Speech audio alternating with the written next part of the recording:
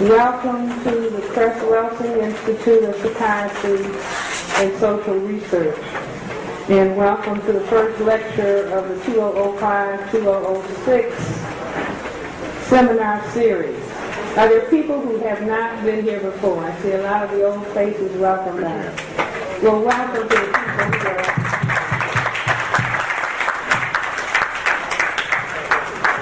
people who are here for the first time.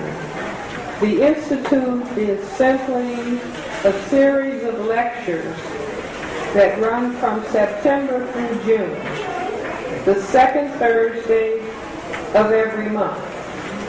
The lecture is always about racism, white supremacy. Why is that so?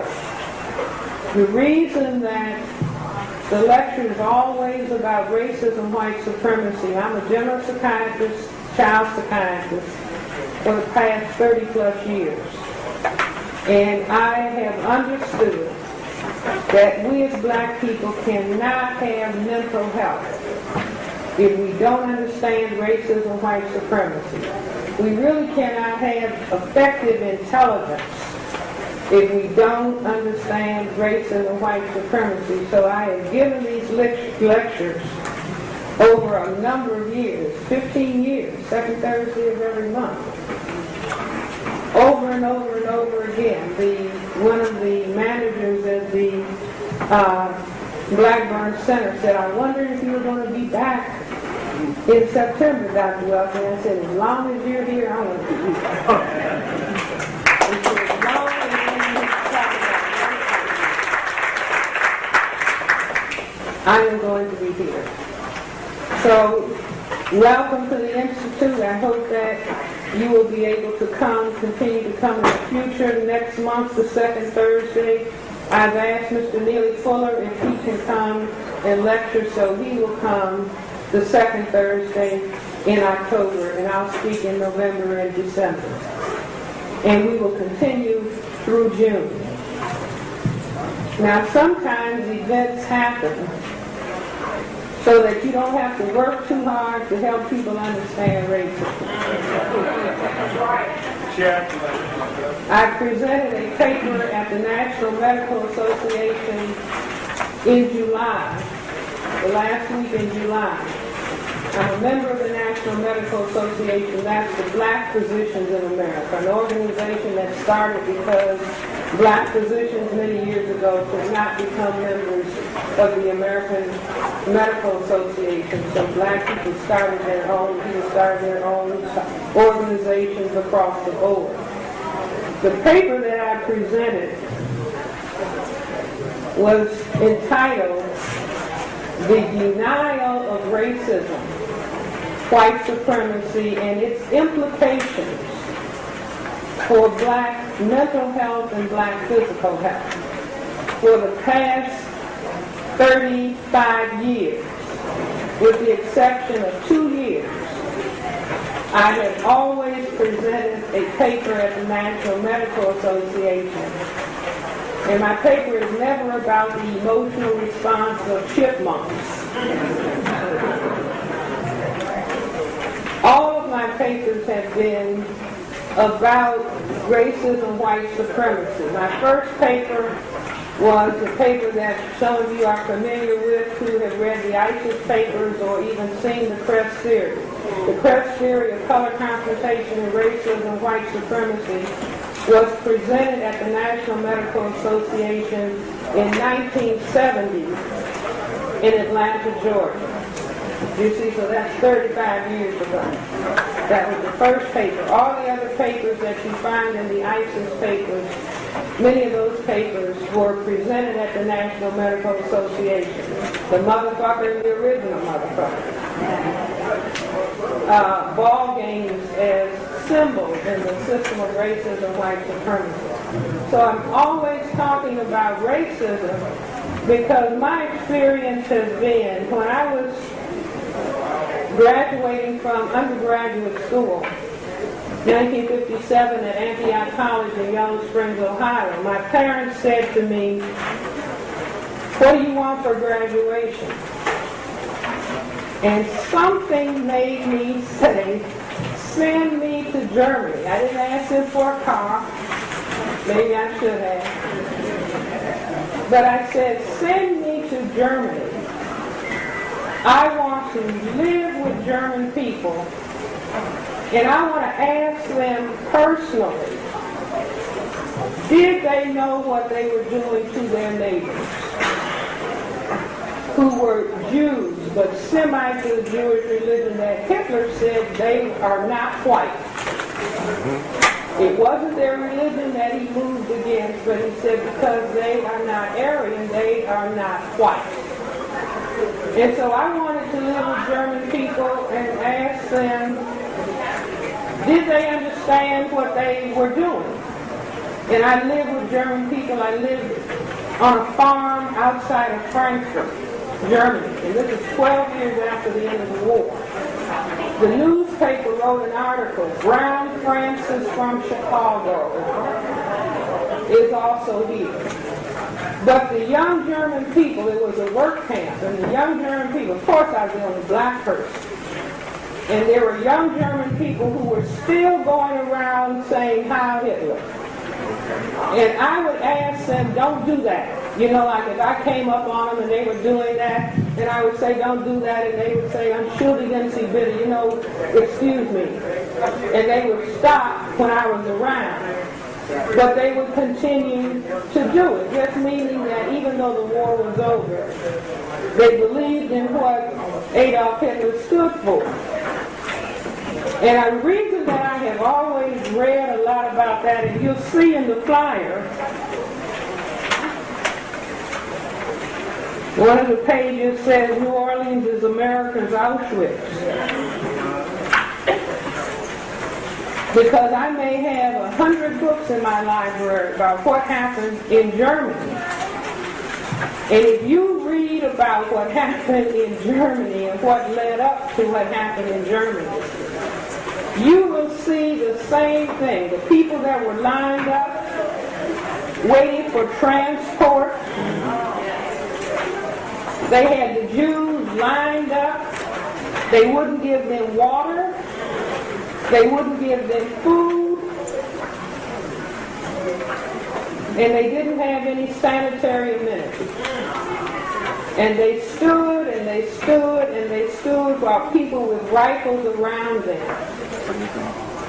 to put them on trains to go to a concentration camp. Now, if you listen to the news carefully, even the mayor of New Orleans talked about it.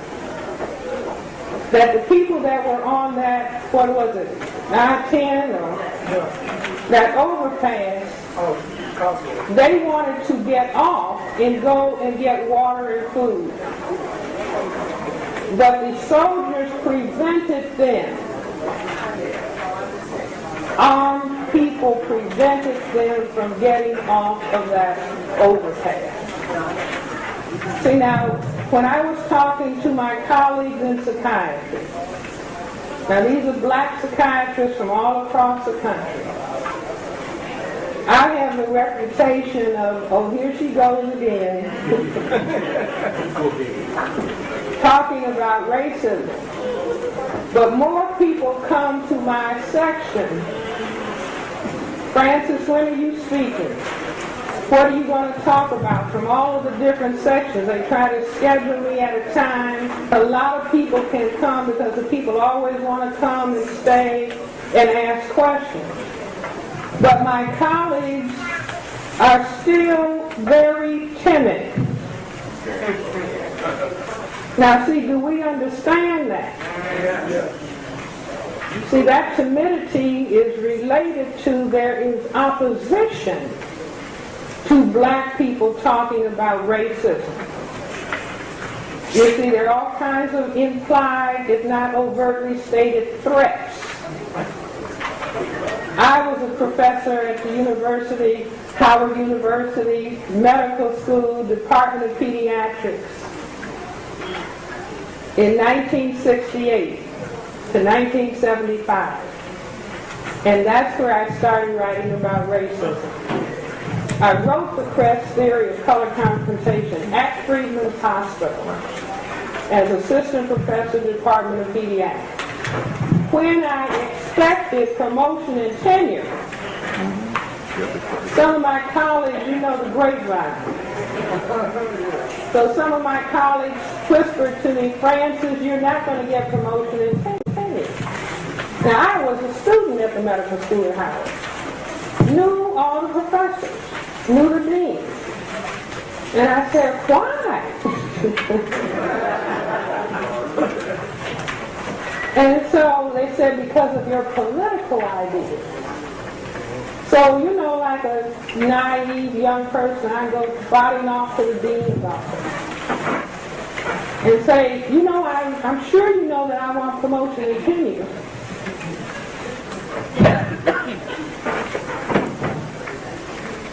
See, this was a former scheduled meeting. He was even tape recording the meeting. And I said, but I hear on the grapevine that I'm going to be denied promotion and tenure because of my political ideas. And I said, what political ideas? And he sat and said, that paper that you wrote. Since I'd only written the one paper. And I said, well, what's wrong with the paper? He said, it doesn't make sense for you to say that white people are envious of black people's skin color. And I said, but white people tell me this. I don't ask black people what white people think. And I have all these letters from white people saying when they read the Cress theory, they would write and say, you're right, I always wish that I had color. And the article here, turn to the last page. See, time is interesting. Just hang in, and the truth will out. You see this article about tanning addicts? I just have to have a tan, even if I get skin cancer. So anyway, to make a long story short, I was denied promotion and tenure. After that, I became clinical director of what used to be Hillcrest Children's Center. Because after I didn't have a job at Howard, these people hired me, paid me twice as much to work half as long. And that was fine. I did a good job at the end of the year. They said, well, we would like you to work full time. And I said, well, okay. Then I got a letter or call from the director of the center. Wait a minute. Talk. We cannot hire you full time until you bring the board a copy of the Cress theory. See, but I had also had an earlier experience in working at the North Community Mental Health Center, which is right up on Spring Road. And when I decided, well, let me work with the children's program. All the children are black. Let me work with that. But there were no black people in charge of the program. All the psychiatrists in charge were white. And so when I said, okay, I'd like to work in the children's program, and the head of the children's program scheduled a meeting for us to talk about me being hired up on Spring Road. All the children were black, the black community, all the families were black. And he said to me, you have an excellent reputation as a psychiatrist. However, all of our other psychiatrists are white. And you make white people uncomfortable. So I just kind of laughed. I chuckled and I said, wait a minute, you're telling me that I have an excellent reputation as a psychiatrist, which is supposed to be our job. And here we are, the black community, all the patients are black, all the families are black, but I can't be hired because I keep people uncomfortable. I said, isn't that funny? Fortunately, the head of mental health at that time, that's a long time ago, was one of the black psychiatrists who forced him to hire me. But you understand? You get the picture. See, it's not easy, so I understand black people's nervousness about talking about racism. You see, but I'm a third-generation physician. My father was a physician. His father was a physician. Back before 1909 was when my grandfather died. I never knew him. But he was political. His wife, my grandmother, my father's mother, lived with us, grew up. I grew up with my grandmother. And my grandmother would always say, your grandfather was a race man. Your grandfather was a race man. He spent more time outside of his office politicizing the people than he spent in his office. But my grandmother kept saying, your grandfather was a race man. And that term, for maybe younger people don't know what it means. How many people know what a race man is? A race man, that was terminology that was used perhaps in the late 19th century and early 20th century to indicate that somebody who was committed to, not committed to being accepted by white people, but being committed to the development of black people. I remember the head of the Department of Pediatrics, because I guess I was always kind of radical. And the chairman of the department said to me one day, he said, Francis, I think you really love black people. And I said, that's the best compliment you could give me. You see, because I remember one of my colleagues saying, because radical young person in the department, I said, you know what? We could be the point of expertise in the health care of black children in the United States. If anybody wanted to know about the health of black children, they would come to Howard University, Department of Pediatrics, and we would be the experts. And then we would become experts in people's health care in the Caribbean, and then experts in black people's health care in Africa. And one of my colleagues, who was married to somebody of the other persuasion, said, Francis, no, that would be second best.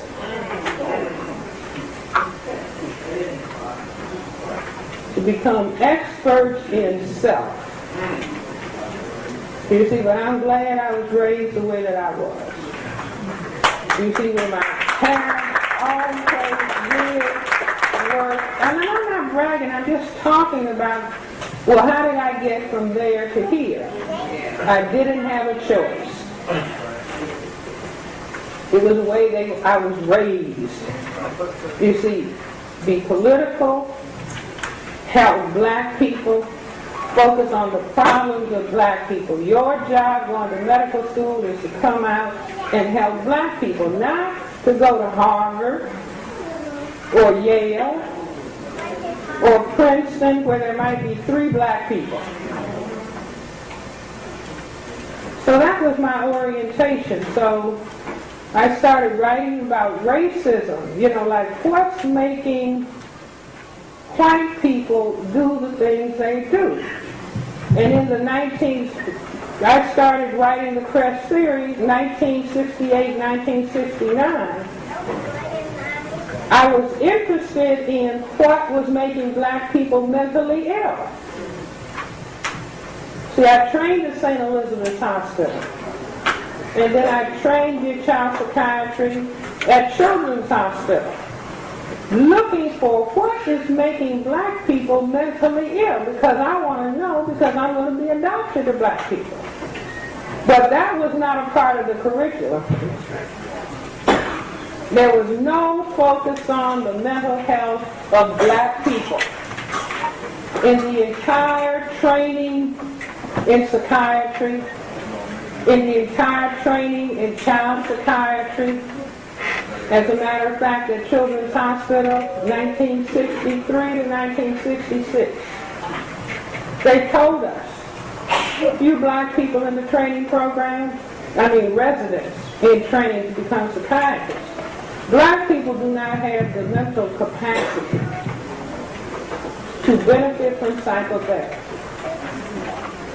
The best treatment for black people is medication. Now this is 30 plus years later. Medication. Now this is 30 plus years later, and that is where mental health is for black people. There's no discussion of what is causing the problem. Just give them this medication, and there's more emphasis that way now than it was 30 years ago. You see, but I still was looking for, wait a minute, what this racism is making. All I took histories on. Racism would be someplace in the history, just like racism is in the history of every single person in this room.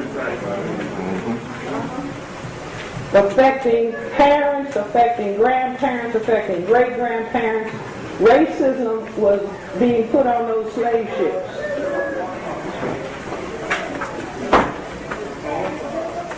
So what is this racism?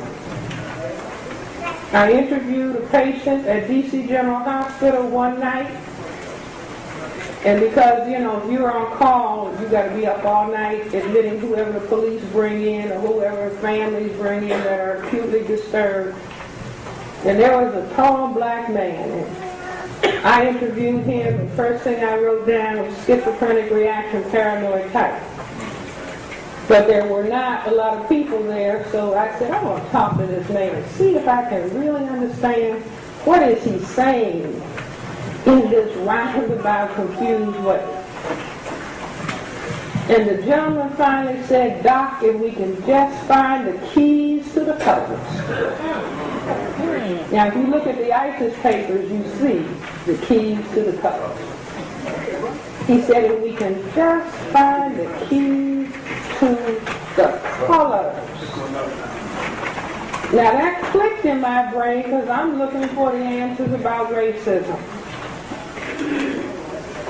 So 1968, while I was doing a fellowship in child psychiatry, I'd be sitting in my office, quiet, at night writing up cases, and I would get this message. Go to the Black Power Committee. Now, it wasn't in here. It was in here. Those are different messages. So if you get a message here, in your ear, that means one thing. But this was, go to the Black Power Committee meeting. If you said, well, was it a male or female voice, I wouldn't be able to tell you. But it's just over and over again. I didn't go to meetings. I finally went to the Black Power meeting down on U Street. That was in the days when Stokely Carmichael, Chuck Stone, all the radicals up from the South. And at a meeting or, gathering after one of the meetings,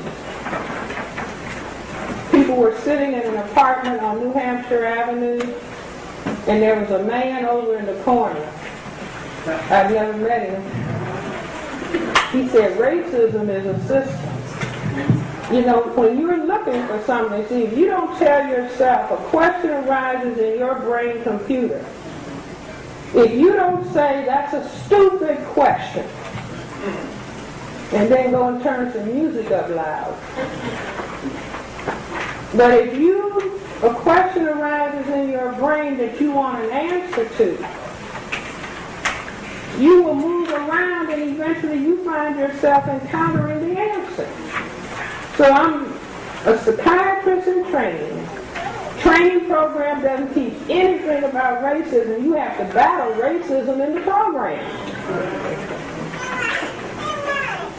When I was trained in child psychiatry, one of my black colleagues said, Francis, how do you get the nerve to argue with these people? I mean, they would be saying some off-the-wall stuff. Like the head of the program once said, this was Mr. Child Psychiatry of the United States, said black people don't like their color. This is in a training seminar. Black people don't like their color because they're the color of bowel movement. Freudian psychoanalytic theory. And I said, what in the world are you talking about? Because I grew up with my mother reciting Paul Laurence Dunbar's Little Brown Baby with Sparkling Eyes. Not you the color of bowel movement. But anyway, that's the history of psychiatry. But go to the Black Power Committee meeting. After the meeting, here's a person that you've never met saying racism is a system. And my brain, it was almost like statement connect, there's your answer. And so I started talking to Mr. Neely Fuller, who's going to lecture next month. And I used to live right up on Fairmont, 743 Fairmont, right across Georgia Avenue. And we would meet in my apartment, Mr. Fuller, myself, another colleague who was training in orthopedic surgery. And Mr. Fuller would talk about his ideas. And we would be kind of yelling and screaming at each other because the other colleague, he was a Marxist. I had been a Marxist and put it down because it didn't answer the question. I remember going home one day from college, and you know the family is eating dinner, and I said, I'm a Marxist. And my grandmother said, the more education they get, the dumber they get.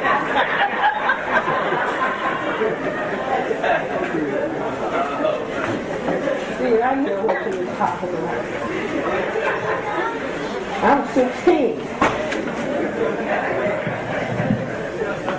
Anyway, grandmother was right.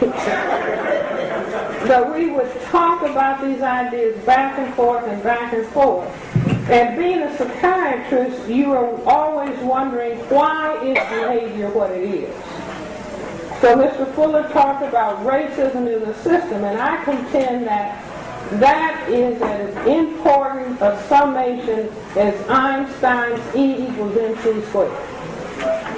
Because nobody else was looking at racism as a total system.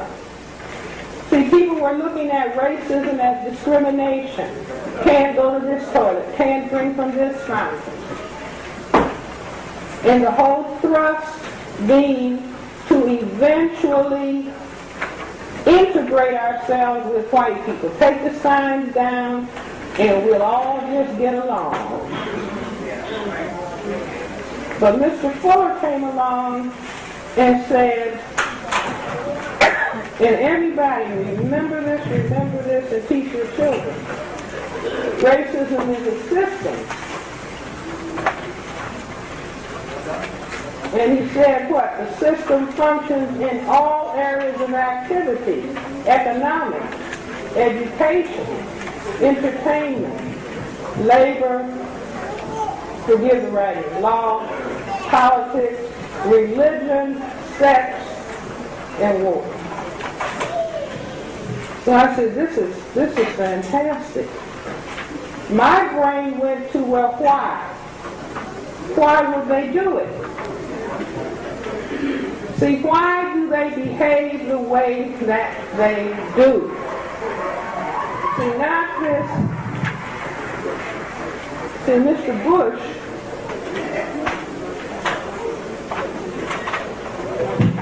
he said, now these people might get a little bit excited. So I have to call in their minister.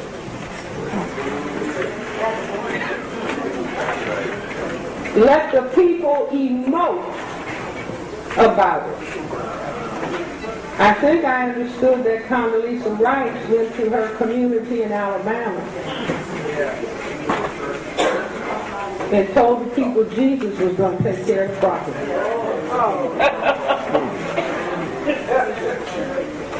See, now that puts you in one frame of mind.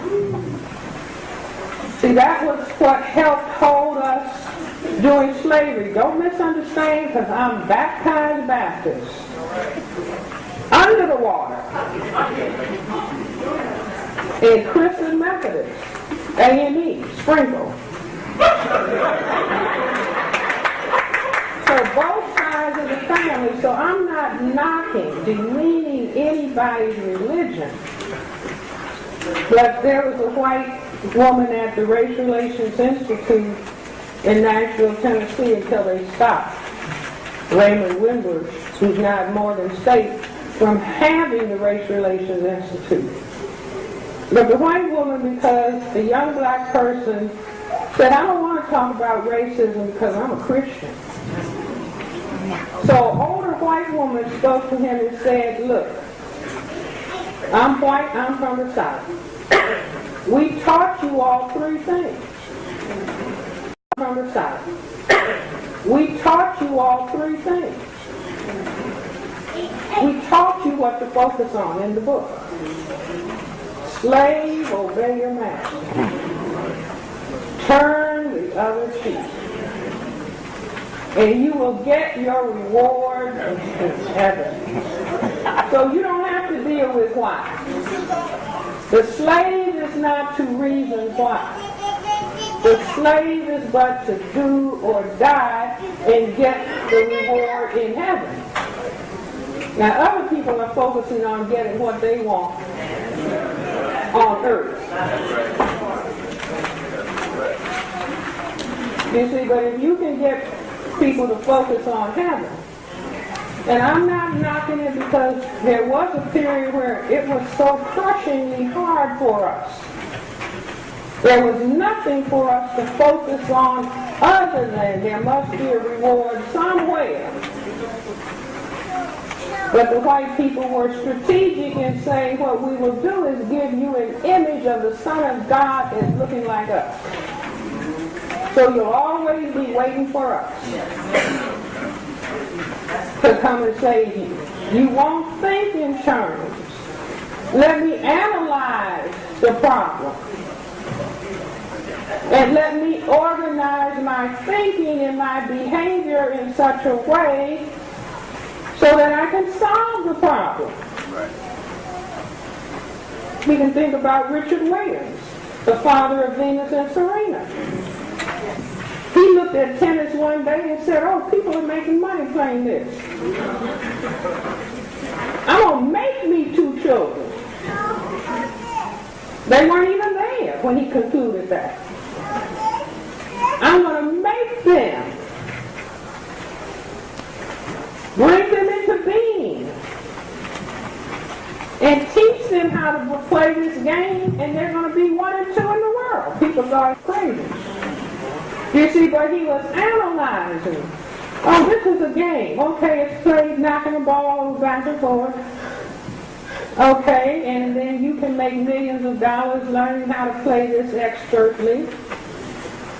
Now, I know I'm going to have to train my children at home because if I put them out in the fire of racism prematurely, they will be beaten down.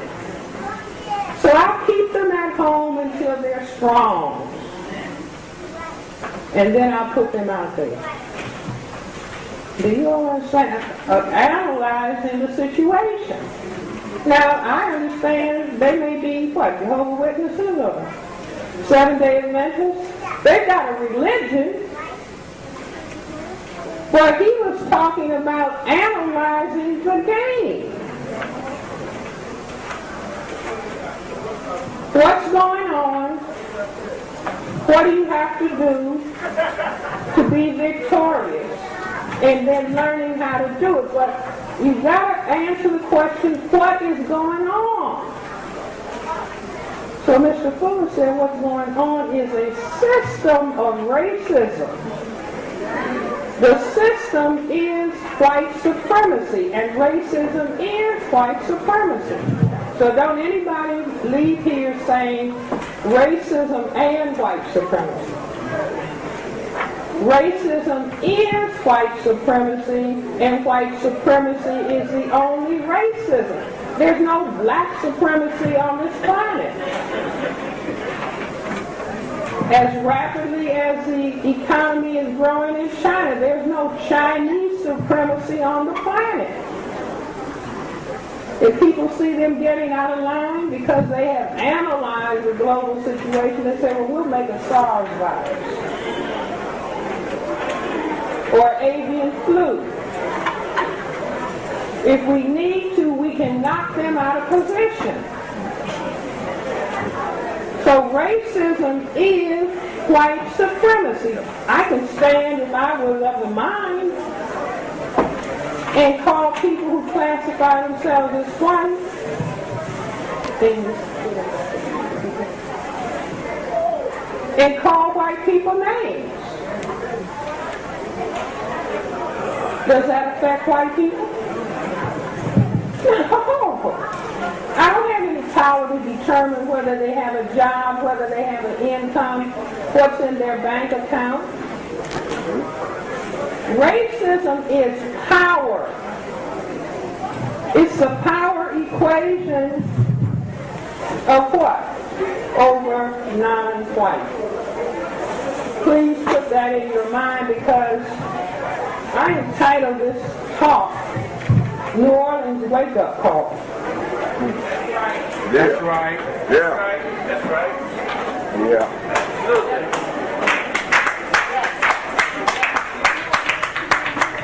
See, this is a wake-up call. Nothing else is.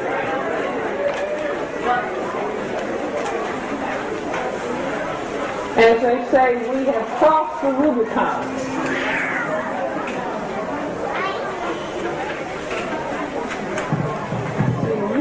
And saw those black people, men, women, old people. That's right. Right. Sitting and dying outside on the street.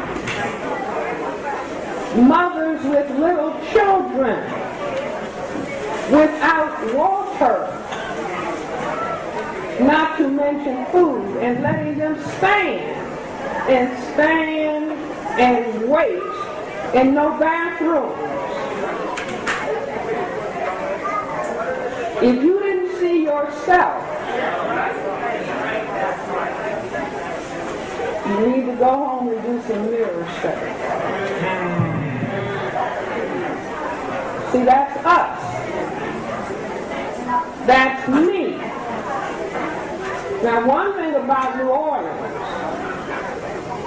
it has a lot of basic black people. That's right. So some people might look and say, well, that ain't me. Think about it. People we look at and say they're Jewish. Hitler looked at them and said, you're not white because of where you came from. Semite means mixed race. Half black and half white. So they let the people starve. You know, I called people in the black caucus, I said, if you all don't get up and have a press conference, if you all don't get up and speak for the people, who will? Who will? Why think about having a black caucus meeting where people are dancing and drinking and socializing if you can't get up and speak for the people? I called Senator Cress Welsing. I said, and I'm talking to the secretary, and he's a physician. You know people need water if they're going to survive. Where is the water? You see, but don't ever let those images get out of your mind. Because on the second page of that third page of the handout,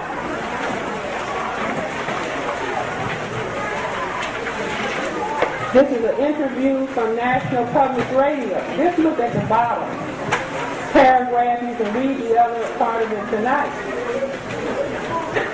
This is a study that was done, all levels of government officials, in March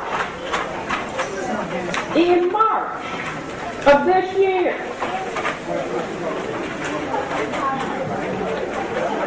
And they determined 112,000 households the people wouldn't be able to get out of a flood if a disaster came in water.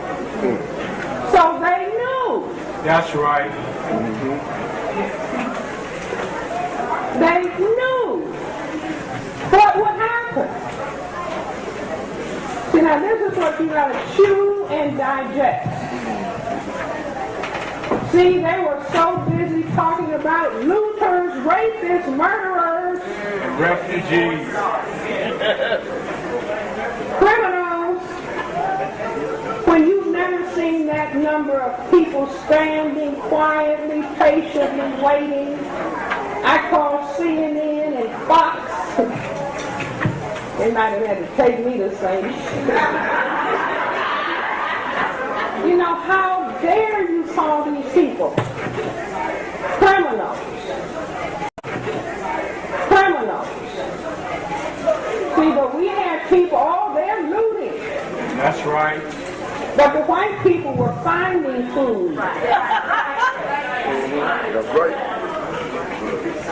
See, but the reason that our brain computers go in that direction is because we have been trained to hate black.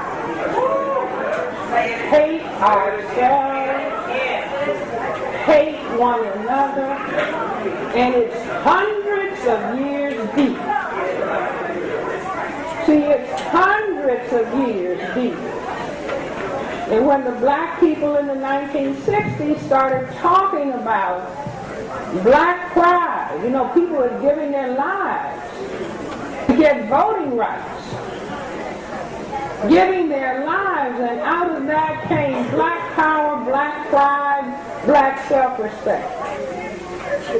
And the powers that be said, and they actually went around. I was here in Washington, Black Power days, and they would come up with a mic. What do you all mean when you say black power? We really didn't know. You see, but just words, black power, black pride, black self-respect. But they understood, and they said, we got to kick this in the head. We've got to make them movie stars. And we will make them call each other niggers and be glad to be pimps and prostitutes and drug dealers. And that will knock any concept of black pride, black power, and black self-respect in the head. And so then it moves up another generation. Oh, what we'll do with these young people, and older people too, we'll have them call themselves niggers, and bitches, and whores, and dogs, and thugs, and gangsters. Now, when you see those people standing without food and water and shelter, they had trained us to say it's all right to call us niggers. We're niggers. We're thugs. We're gangsters. We're life unworthy of life. That's a phrase that came out of Nazi Germany. Life unworthy of life, because Hitler and his propaganda apparatus knew if we put degraded images of Semites to the Jewish religion in the paper every day, then what we have planned for these people, the German mind will be prepared to allow it to happen. Lay it down. Niggers, See, that's what niggers are supposed to be, the people who are standing on the road dying without anybody caring about their lives. Little babies separated from their children. I called the White House today. It's a decision, was it? That's right. To separate the children from the parents. Right. And not know who they were. See, that's slavery all over again. Yep. That's right. Right. See, but anybody who danced to nigger, bitch, whore, dog, bow wow, you got to stand up and say, I take responsibility for my part.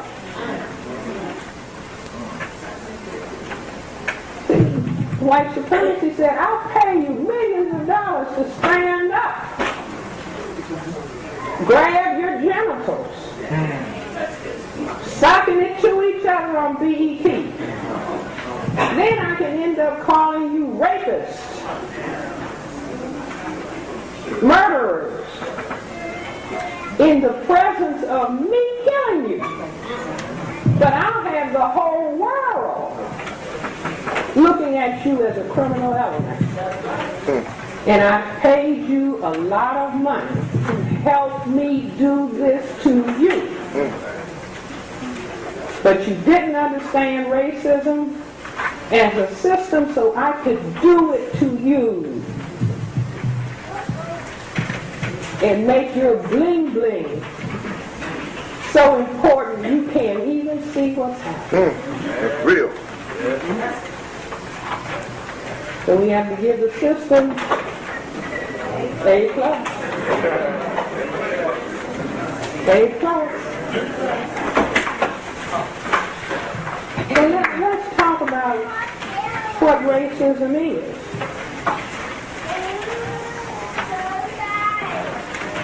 I was reaching back in my basement to get the fertility levels.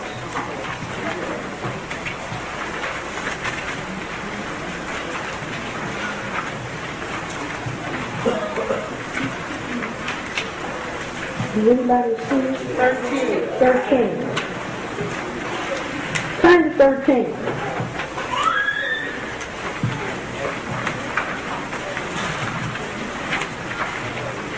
This was in the handout in 1904, 1903. 203, rather, I'm sorry. 1906. Fertility rates around the world. Non-white people are more productive producing humans. So look at Rwanda at the top of the list. And have they targeted Rwanda? And Mr. Clinton apologized, oh, I should have done more to stop it. Hey, the road to hell is paved with good intentions. Malawi, Ivory Coast, Uganda, Angola, all of these people producing many, many people. Look at where the United States is. Rwanda is producing 8.5, the United States is producing 2.1. Next page, wanted more babies. What kind of babies? So when I raise the question, racism is a system for maintaining the power equation of white over non-white. And I said to myself, well, why would they do this on planet Earth? And I just thought about the things I learned in school. See, everybody ought to love school, go to school, learn to read, love reading, read everything you can get your hands on. Have so many books in your house, there's no place to sit down. So I said to myself, why? And I just started thinking about things I've learned. And whereas the white population refers to itself as what? Majority. The white population on planet Earth is fewer than 1/10. That means that the black, brown, red, and yellow people are 9/10. What happens when the 1/10 meets with the 9/10? And they have sex? Strong Thurman?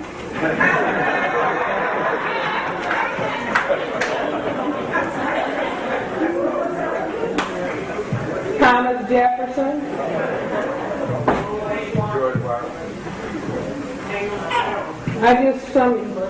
Our Chief Scout student, Anthony Jones, sent me an article about Arundel on the Bay in Maryland, that they had some Nazi literature put out in the community.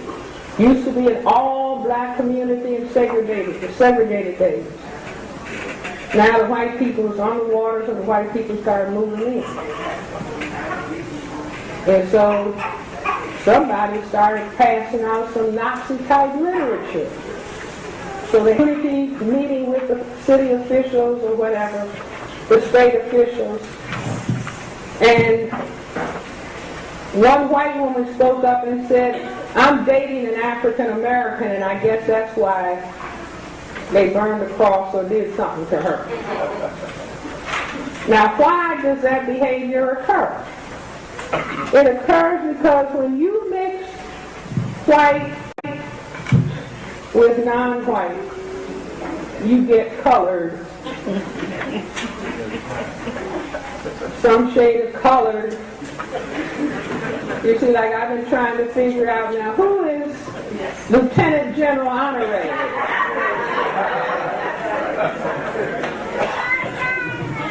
See, when I saw him yell at that white troop, "Put that gun down, you are not in Iraq." And the soldier's face turned red. I said, "Honorary must be club member."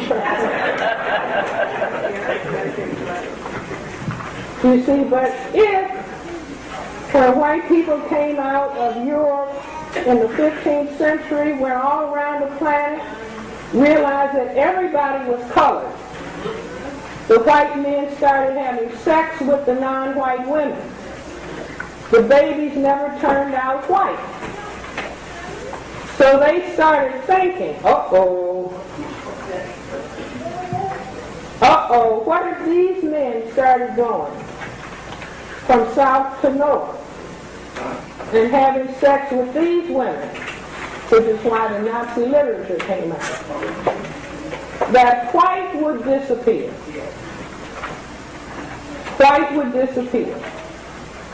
Now, if the people who classify themselves on the planet don't want to disappear. See, I've asked white people. See, black people should stop smiling with white people. Not being rude or discourteous, but ask a few questions. See, instead of assuming because Mr. Bush hugged to kiss the black baby, or Mr. Clinton put on some dark glasses and played a sax, and some black people who want to come to my office said he's the first black president. They need help.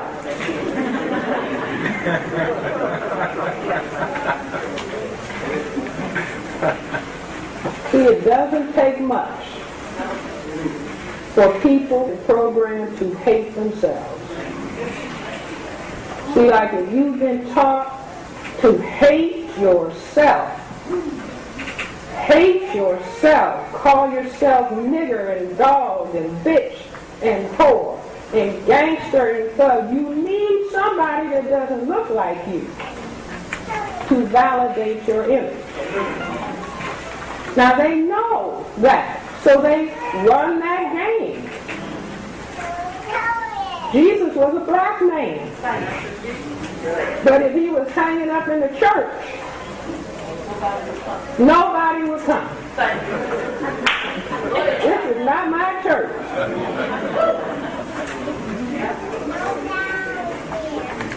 They told us that Mary couldn't get a room in the inn.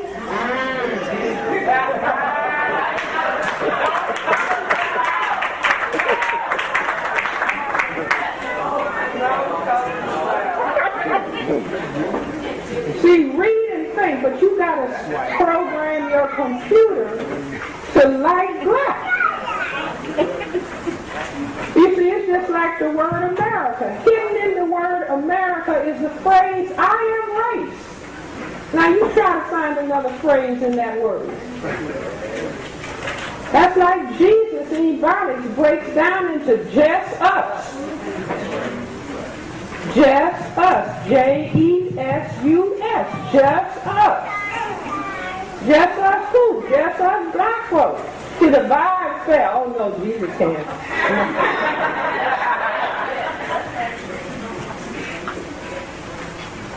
See, Jesus arose amongst the Semites of the Jewish religion, who were under Roman rule. The Romans had miscegenated the Africans and then lined the people up on the basis of color. See, that's just like if you look at our more educated groups of people, you will find the lighter people. You go to the prison, you find the darker people under white rule. That doesn't mean lighter is better. It means it's white supremacy operating. So it causes people to, I look more white. In Central America and South America, they got 169 categories. Light with frizzy hair. Dark with straight hair. You see all of these different little variations, and then the people line themselves up, white, blue eyes, and at the bottom, basic black, high helix hair. Do you all understand? See, massive game has been run on us, making us want to be white, making us worship the fact that the grandparents were raped. It wasn't some black, enslaved African woman going and knocking on the door of the master's house and saying, "Madam, do you mind if your husband sleeps with me tonight?"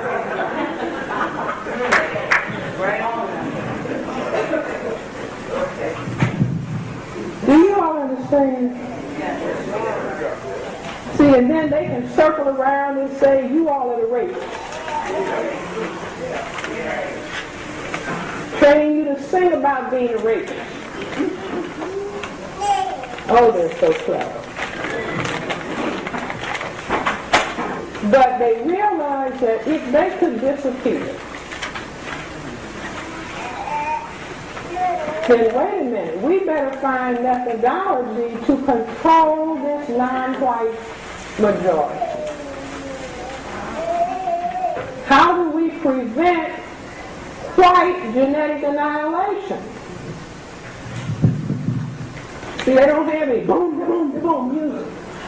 No, they sit down quiet, real quiet, so they can think. We have a problem here. So how are we going to manage this? Well, we don't have to worry about the females. We can let them slide a little bit. But the males are our critical problem. Why is that so, class? Genetic annihilation. See, we can let the ladies slide. Give the ladies jobs here. But we can't let the men slide.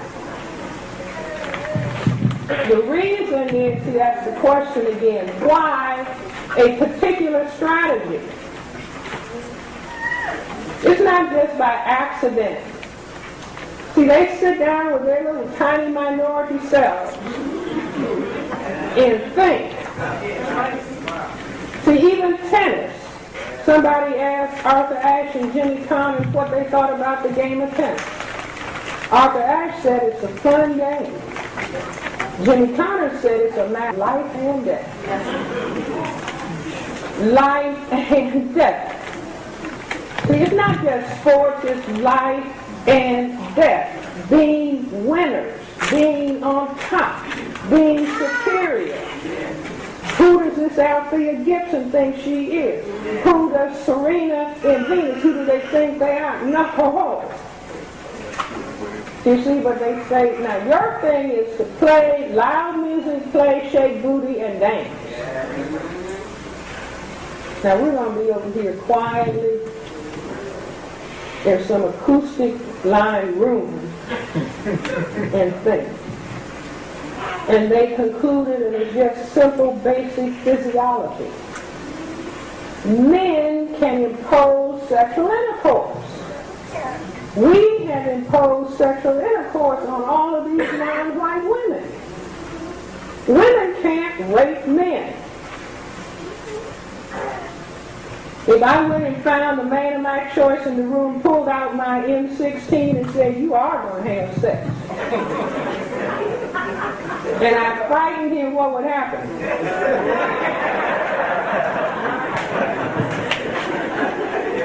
See, basic physiology, it wouldn't work. I don't care if he took 10 Viagra pills.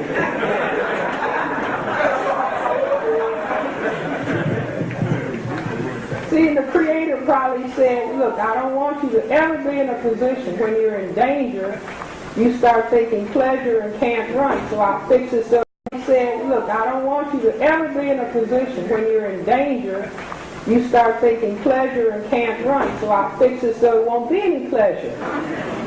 And you can flee. You see, so because their issue became white genetic survival.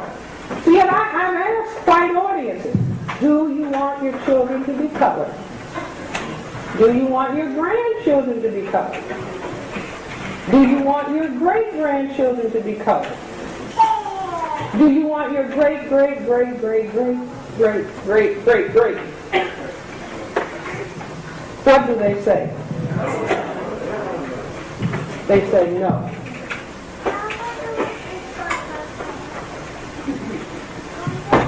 That's why Rodney King, can't we all just get along? Won't work. Why Dr. Martin Luther King envisioning, I have a dream that one day little black boys and little black girls, little white boys and little white girls will all play together. And white supremacy said he's a man of peace, but he's got to go. Because that dream will become our nightmare. That dream will be white genetic annihilation. Are you all with me? Yes. So they said, no, we've got to put the pressure on the black male. The more color he can produce, the greater the threat. That's where it comes to, if you're black, get back, brown, stick around, yellow, mellow, white, right. The less color, the less threat of genetic annihilation. But even if you pass white, and they know that you are really colored material in your genetic history, which is why Adolf Hitler said, I'm looking at you, I can't quite tell. Because you all have been miscegenated for 1,000 years. So I want to know, who is your grandmother? Who is your great-grandmother? Because if I am interested in white purity, I can't have some little genes sneaking in. You can't see them on the surface, but they're hidden and they might show.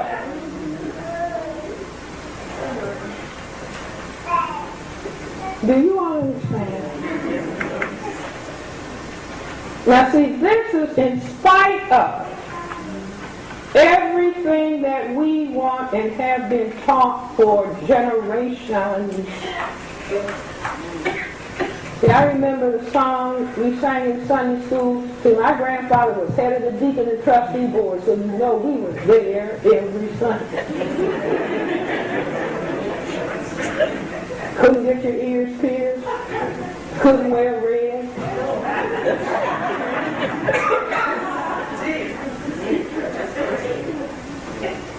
Jesus loves the little children, all the children of the world, red, yellow, black, and white, all are precious in His sight. Now see, just follow those words.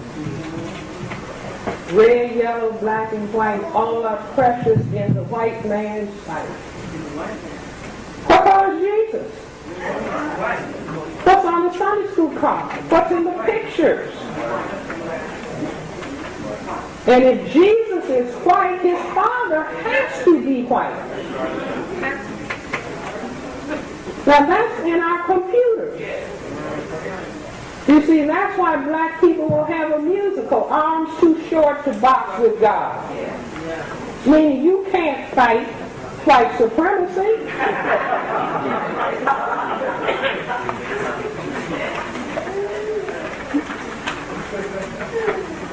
See, now, this is upsetting to us.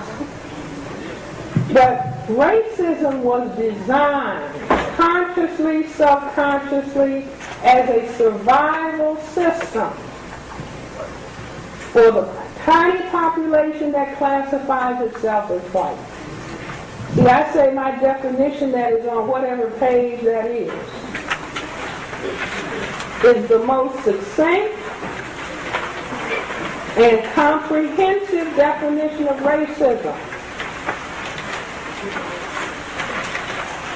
that is out in the world today and has not been refuted.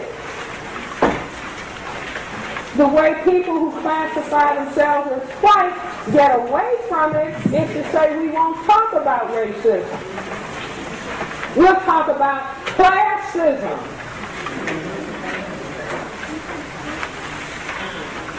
It's not really race, it's class.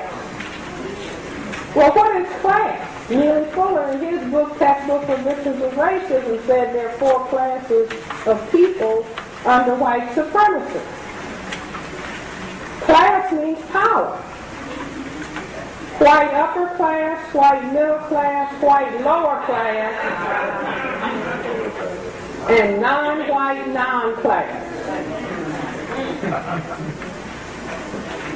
Bill Cosby is a multimillionaire. His son was driving a Mercedes. Was killed by somebody who believed in white supremacy because he was with a white woman.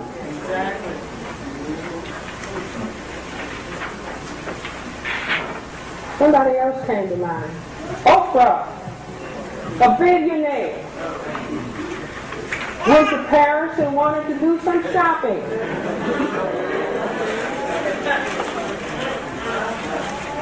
They wouldn't let her in the store.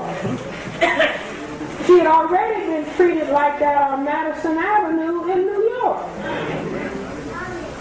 Now some of the rap artists with all their bling bling money said what the way they get around it is to call and make a special appointment to come in after hours when they won't be an embarrassment.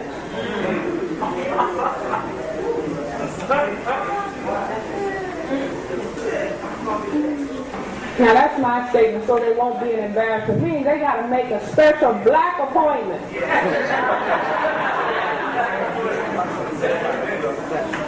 In a store that other people walk in at their leisure. You see, so money, as though the amount of money you have makes class, class makes power. How many black people driving around in a Bentley or a Mercedes get stopped and ask, where'd you get this car, boy? That's what they say. Get out of the car. Put your hands on top of the car. Now, boy, don't get sassy with me, because I'll blow you away, and you know I will get away with it. Now, do you understand what I'm saying? So, class, forget that. See, these are ways, I don't want to focus on racism. Let's talk about class. Or better still, let's talk about how black people discriminate against each other.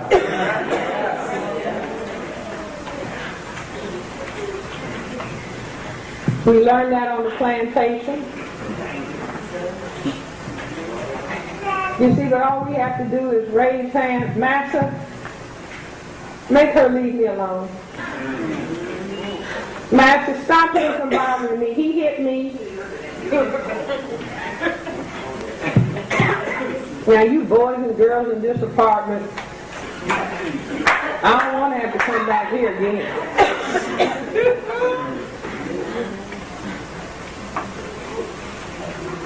See, that's the $1.8 million home. 911. See, meaning, class means power. Power. White upper class, white middle class, white lower class. Those may be some poor people in Mississippi. How many of you saw those pictures with all those supplies stacked up in Mississippi?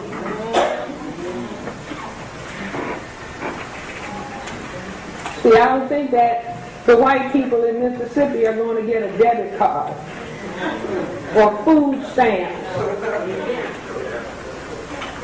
as opposed to MONEY.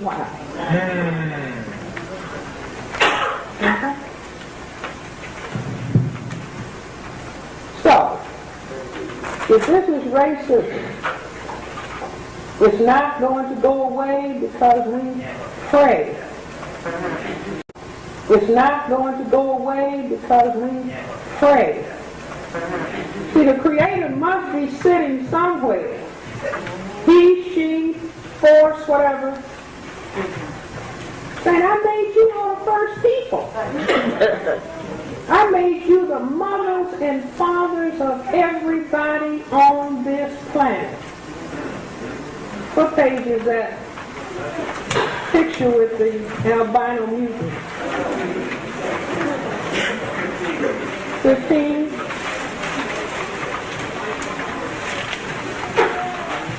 See, you may not be able to see this well. But this is a group of people in Africa. Black people. And standing in the middle because some white photographer said, I want to take this picture, is this little albino mutant white. This is where the white race came from.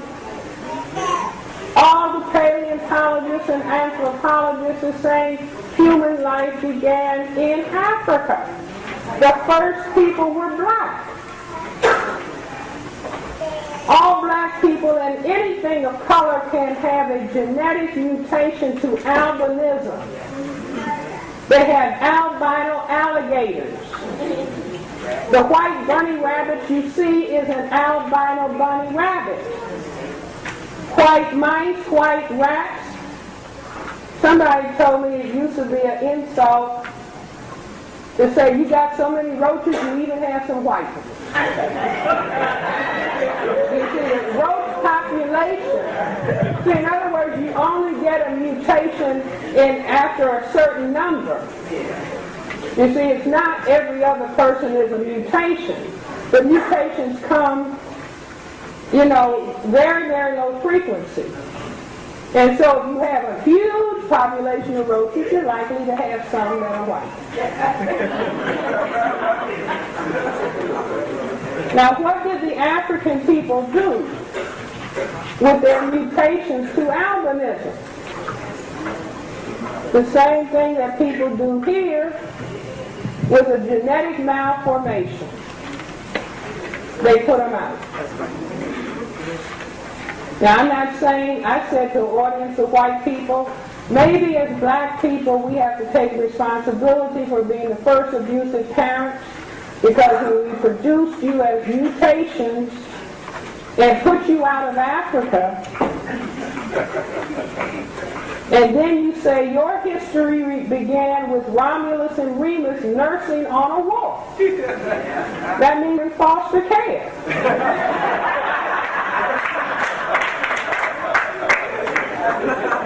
See, this is Western history. See, read their history. Read what they say. Rome began with Romulus and Remus. And if you watch the History Channel, you can see the Romans are always fighting and killing and sexual perversion. They had a segment on blood and sex. Because they didn't have any home training. Raised by a wolf. Essentially meaning, basically raised by themselves. Didn't have home training. Which is why white people want to talk to black people, Mammy and Pappy and Uncle Ben. See, they still want to be fed. Aunt Jemima, pancakes. Uncle Ben, rice. See, this is deep symbolic meaning. I say Oprah show. She's a brilliant woman, but no offense. She's saying to the white people, honey, baby, tell me, what's the promo?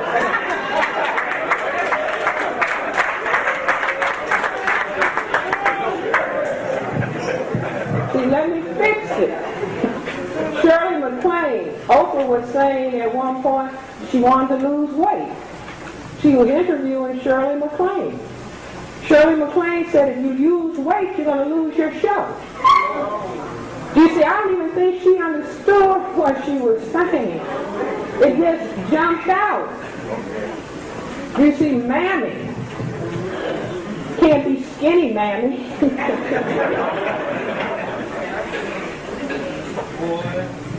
See, all their stuff fits. And if we ever reach a point where we want to take responsibility for ourselves, as opposed to somebody is going to come along and solve our problem. See, if we decide we're going to solve this problem, that means we have to understand what we are dealing with. Nobody solves the race problem without a definition of racism. When Bill Clinton was president and he set up this big committee, racism, he said racism and solving racism was going to be his legacy. Then he got in the Monica thing. You see, but he set up a race committee. Brilliant historian John Hope Franklin was chairman.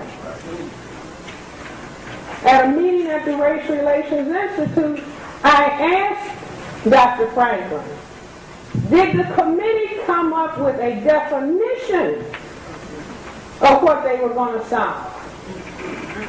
He said, no, they didn't. You see, so it's like it's possible to play games with people.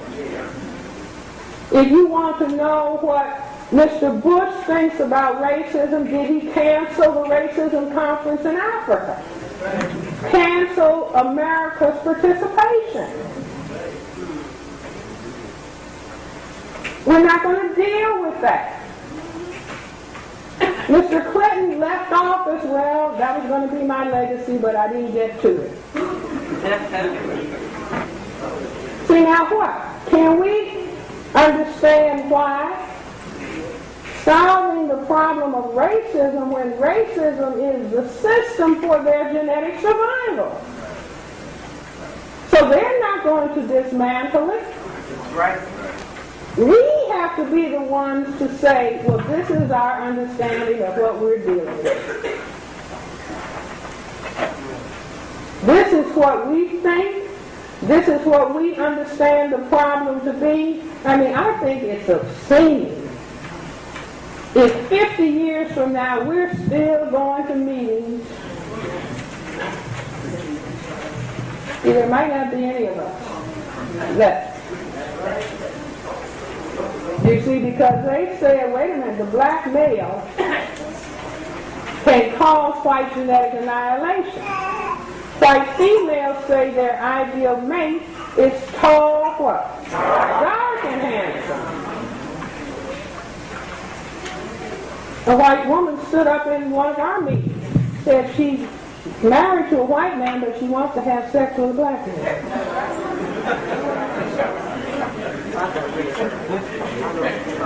A white male said to me, Dr. Welsing, do you know what white men say? And I said, no, I don't. He said, white men say they're not men until they have had sex with a black woman.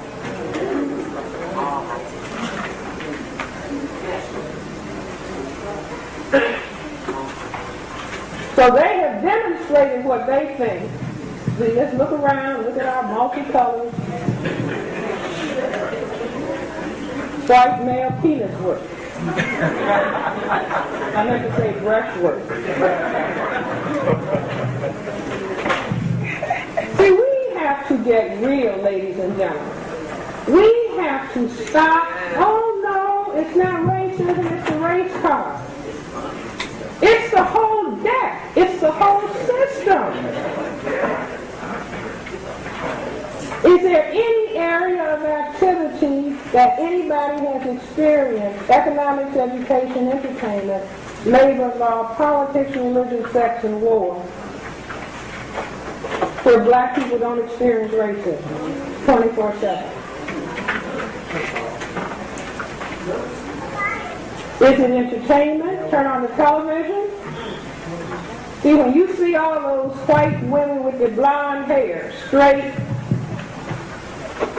you're learning racism. The children are learning racism. The children are learning this is supposed to be beautiful. The Aryan ideal. Even though it's bleached.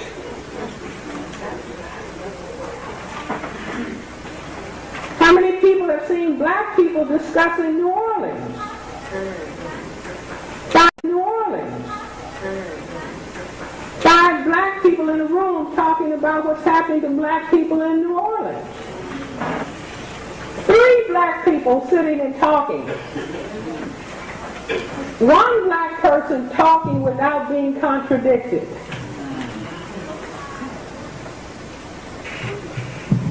You see, so if you just turn on the television, unless you have your screen of understanding racism, your computer is being filled with white supremacy things. Everything that we look at, a part of white supremacy thing.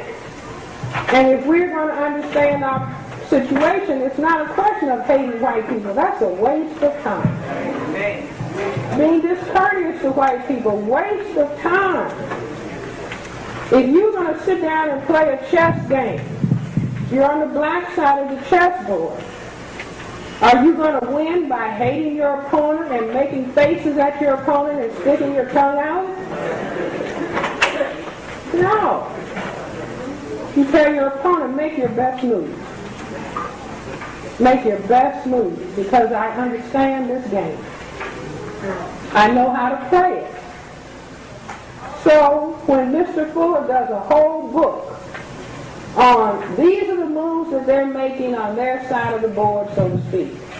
These are the moves that black people need to make.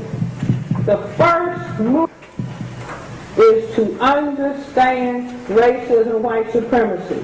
I have Mr. Fuller's statement. If you don't understand white supremacy, racism, what it is, page 5, what it is and how it works. Everything else that you think you understand will only confuse you. You see, it's just like watching football. If you don't understand the game, you don't understand all those different little running moves that the people are making on the field. But somebody who understands the game knows exactly why every move is being made.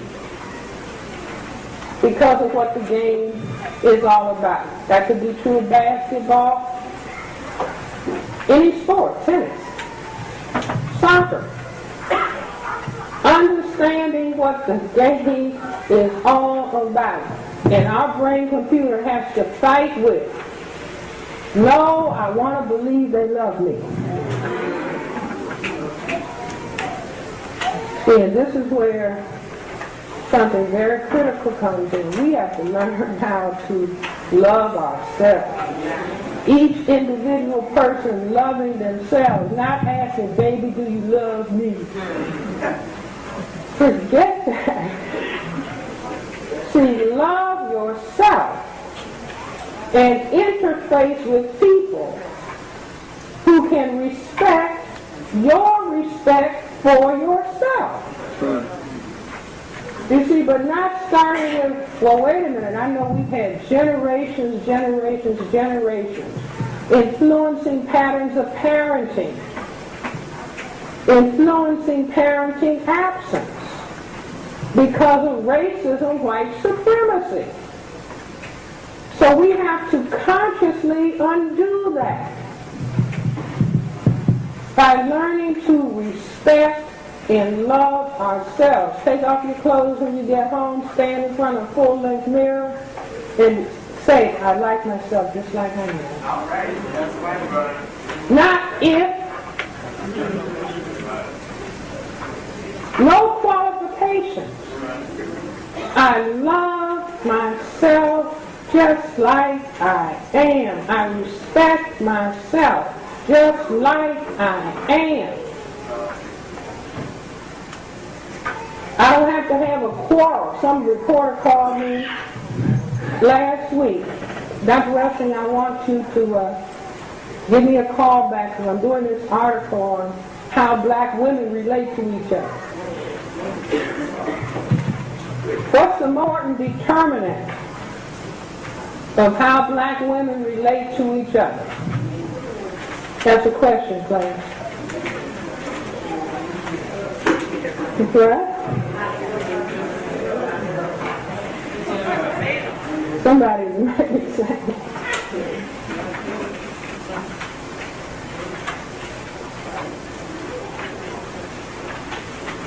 Racism, white supremacy, and whether or not the person has been taught to hate themselves or like themselves, that's one part of it. Page 16.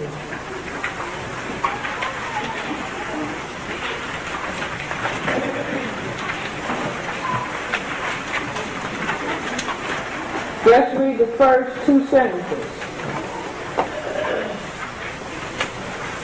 There are nearly 2 million there are 2 million more black adult women than men in America. Stark testimony to how often black men die before their time.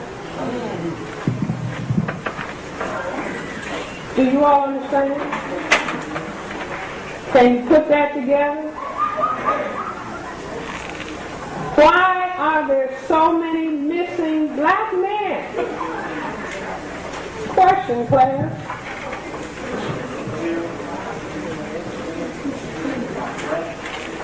This class is going to have to take the class over that tonight.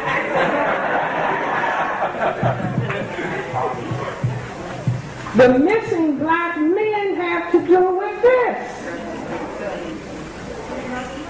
If the fundamental concern of the system is white genetic survival, the persons who threaten white genetic survival, either in the the production of more black children. Or they might be enticed by white females. So they have to be killed. They have to be destroyed. I mean, class, don't you get it? Everybody, we got to get rid of them. This is white supremacy thing. So how can I get rid of them systematically? First of all, I've got to understand what my objective is. See, these things are not happening by accident. Oh, I wonder why there's so many black men in prison. Well, we'll say you don't understand white supremacy racism. See, everybody ought to memorize that little sentence. What it is and how it works. Everything else that you think you understand will only confuse you. See, we'll forever be scratching our head. I don't know why that's happening. See, it's even prolonging life. When you see a phenomenon and you are able to say, and your brain computer is able to say, oh, I understand that. As opposed to, why is that happening? Why is this happening? Hey, what's happening? Do you know what's happening? Anybody know what's happening? See, the way we greet each other. Hey, what's happening? What's going on? Do you have a clue? Anybody have a clue?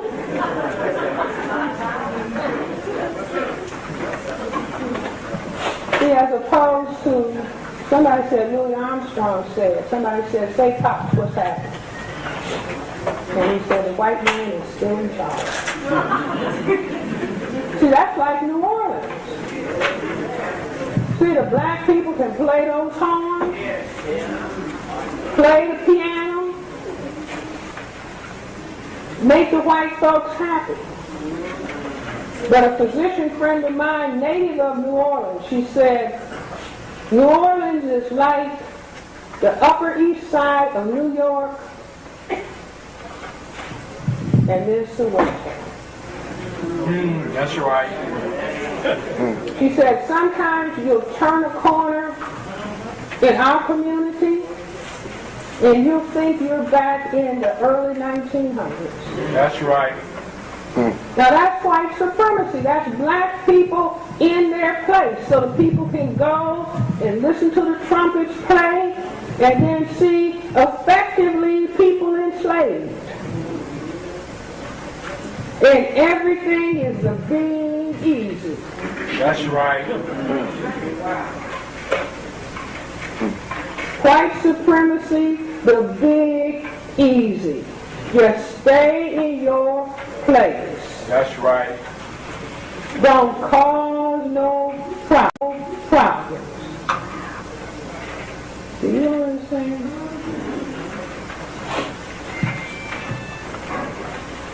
So, the attack on black males. Racism is a war against non-white people in general, and black men in particular.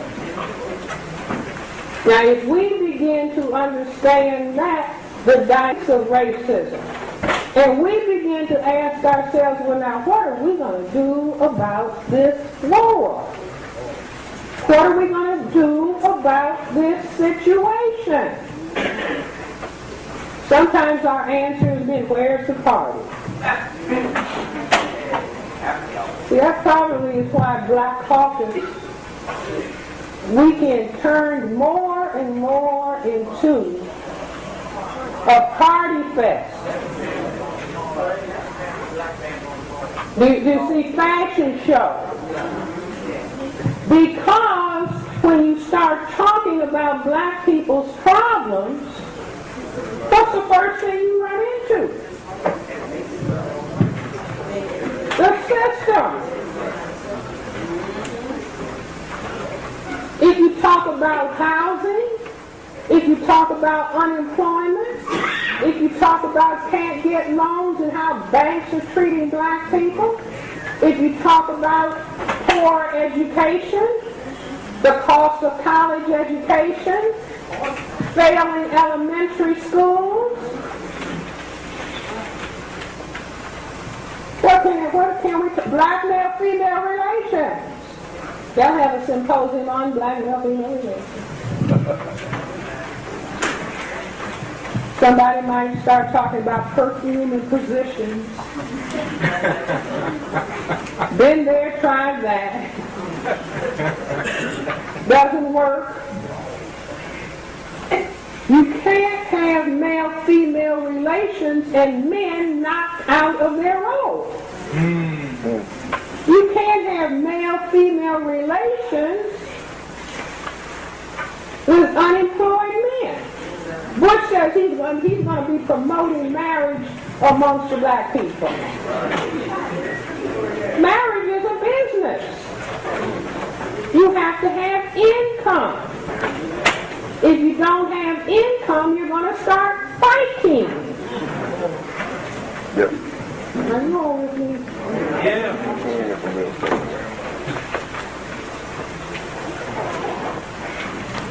So if white supremacy says, I'm going to do my level best to knock the black men out of position,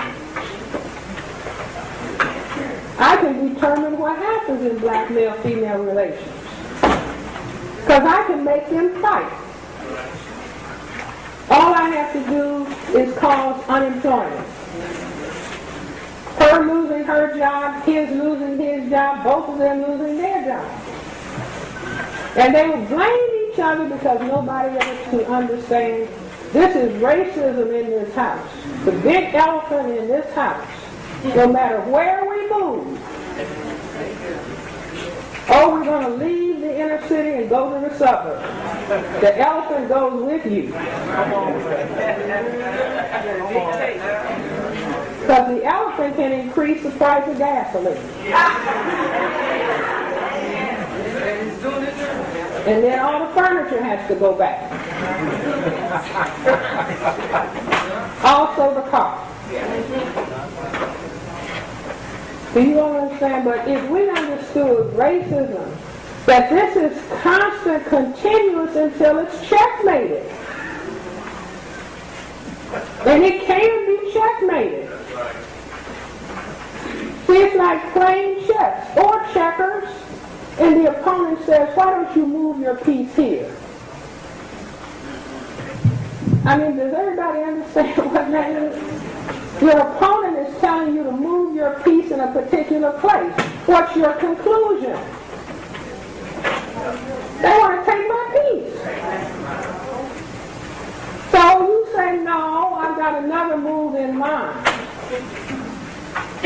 I have some other moves in mind. See, 1/10 of the people on the planet are in control as long as they can program a critical mass of the 9/10 to cooperate with them. Now that means going over to Africa and picking somebody who is certainly uneducated. I mean, they don't know what's happening. They say, now I'm going to make you president. I'm going to make you president. And I'm going to be paying you thus and so amount of money. And I'm going to give you military. And you know, when you see pictures of Africa and the people standing in those uniforms and boots and guns and beating up on each other. That's white supremacy in operation. Now, if some African gets out of line, Patrice Lumumba, we simply have to kill him. Or Nelson Mandela, we'll put him in jail for 27 years if we don't kill him. Or Martin Luther King, we'll kill him too. And we'll kill Malcolm X and Medgar Evers, so they'll get the point. I don't want anybody doing their own thinking. I just want people who can follow the script. See, unfortunately, people got the Kanye West. He spoke the truth.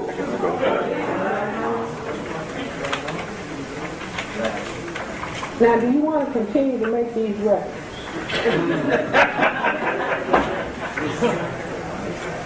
I think an apology is going to be in order. You see, but it's not just dependent on Kanye West. It's dependent upon how are we thinking, speaking, and acting, and what do we understand.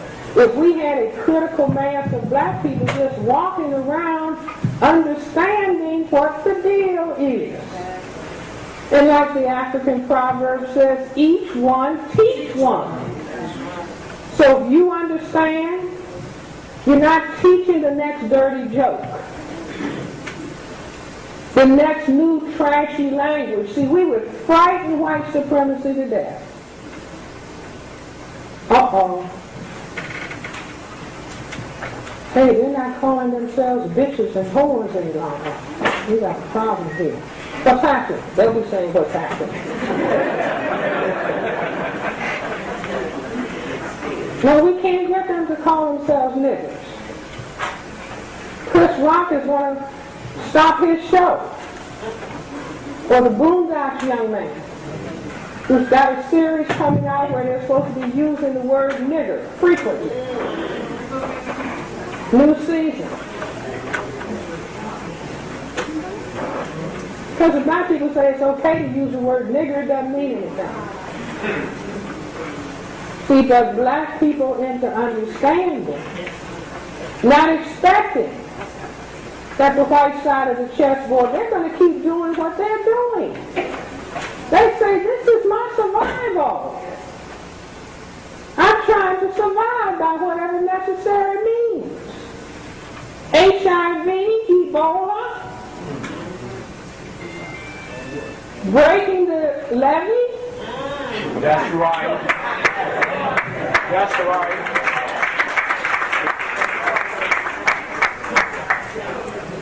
See, if somebody would produce HIV and kill tens of millions, why wouldn't they kill hundreds of thousands?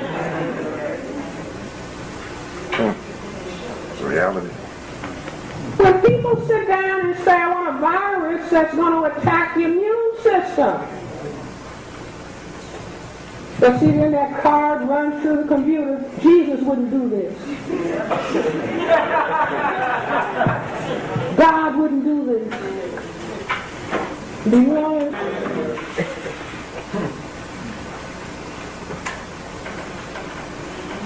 They make viruses. They make ethno-specific viruses. Read a higher form of killing. Read. See, read. Turn off the television. That's right. Read. Reading is more important. Repeat. Reading is more important. Right. Than watching TV. I ran into Dick Gregory in the newsstand up in Silver Spring last week. I was buying 4 newspapers last week. I was buying 4 newspapers. He was buying 20.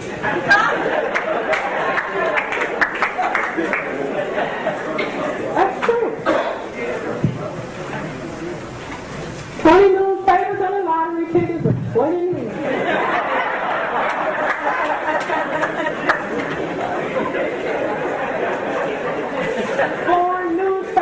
Anybody got a newspaper? I'm looking for information. So when Dick Gregory comes up with his ideas, he's way out in front. Because he's read. What are they saying? What are they doing? Oil in New Orleans. That's right.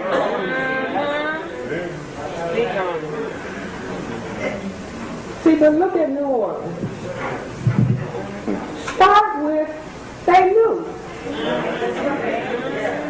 exactly what would happen and how many people would be affected. Now, what's the proof? See, if you have that level of contempt for people, the contempt will be manifested. So it doesn't matter if they stand without food and water. Because you already concluded life unworthy of life. So this is why we're going to do this.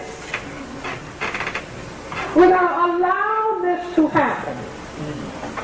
Now I thought maybe they had a plan where simple urban renewal. Sort of like D.C.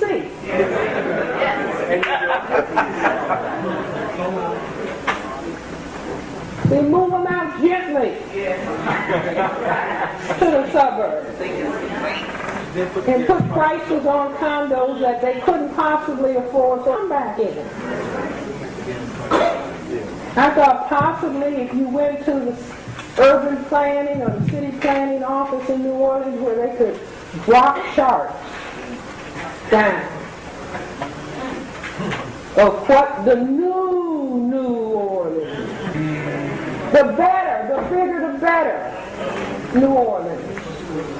When New Orleans comes back in the 1960s after they had the riots, and some of us black power people went to the urban planning, city planning area, they were dropping maps of already designed 14th Street.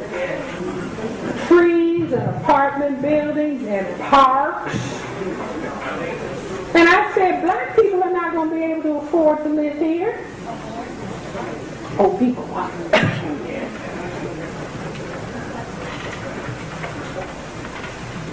U Street has tanning parlors.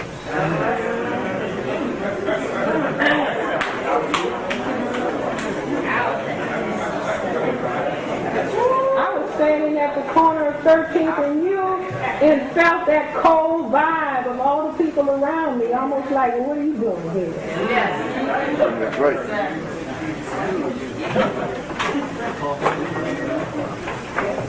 So chances are there's a plan for the new Orleans. So what do? You let them languish without food and water. And then you could have moved them to maybe an Air Force base or it's not being used or something. And the people could have been all together. Families could have been together. No, but it's more important to send some to Arizona, and some to Vermont, and some to D.C., and some to Chicago, and some to San Diego. Now, we don't know who went where. And then we'll start talking, oh, the water was so polluted. That's what they're saying. Mm-hmm. That it would be so toxic, and the mosquitoes and the E. coli and other viruses causing meningitis. But somehow that wasn't going to affect the people in the French Quarter. Right. That's right. That's right. Right. Drop it. See, all those strong, they might be poor, but those are strong people. That's right. That's right. All little babies. You look at some of those little babies. That's right.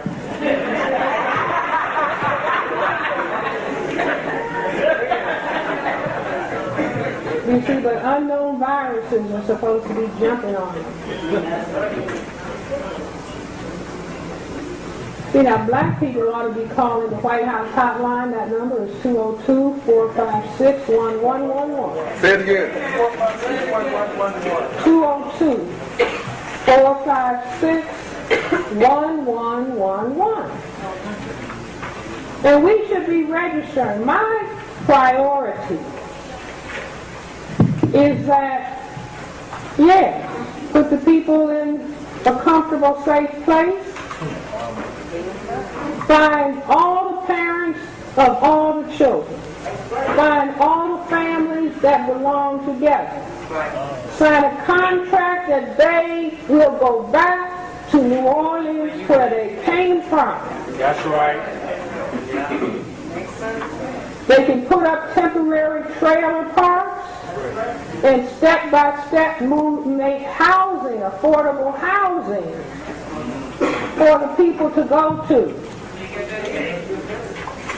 You see, as black people, we should have in our heads, all the black caucus people should be saying what the black people want, not the ministers. That's right. Who's getting faith-based funds. That's right. Minister. See, that's fine if they want to build churches as big as, but that's what we're supposed to hide in instead of facing reality. Churches as big as palaces, where people can put on their new hats and their new clothes and show off in front of each other, go out and get in their Mercedes or whatever. That's what we are supposed to be doing. But we should be saying no because we understand racism, white supremacy, and we would really like to be proven wrong. Dr. Welsing even says she would like to be proven wrong, that you didn't intentionally do this. But she knows that the HIV virus was intentionally made. So if you make a virus, why wouldn't you break a levee? That's right. If the storm didn't break it, then you can just have some of your seals go down there. Blow it up. And put a nice crack in several of the levees.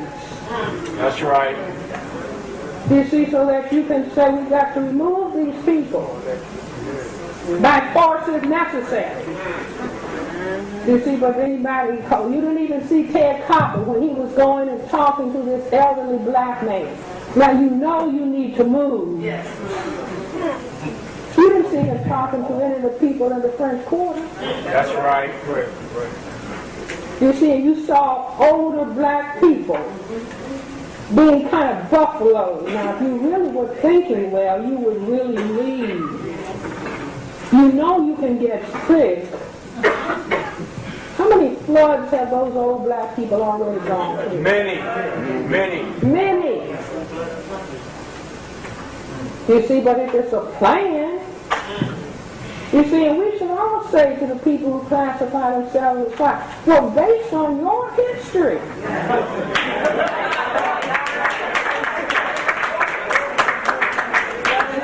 based on your relationship with us.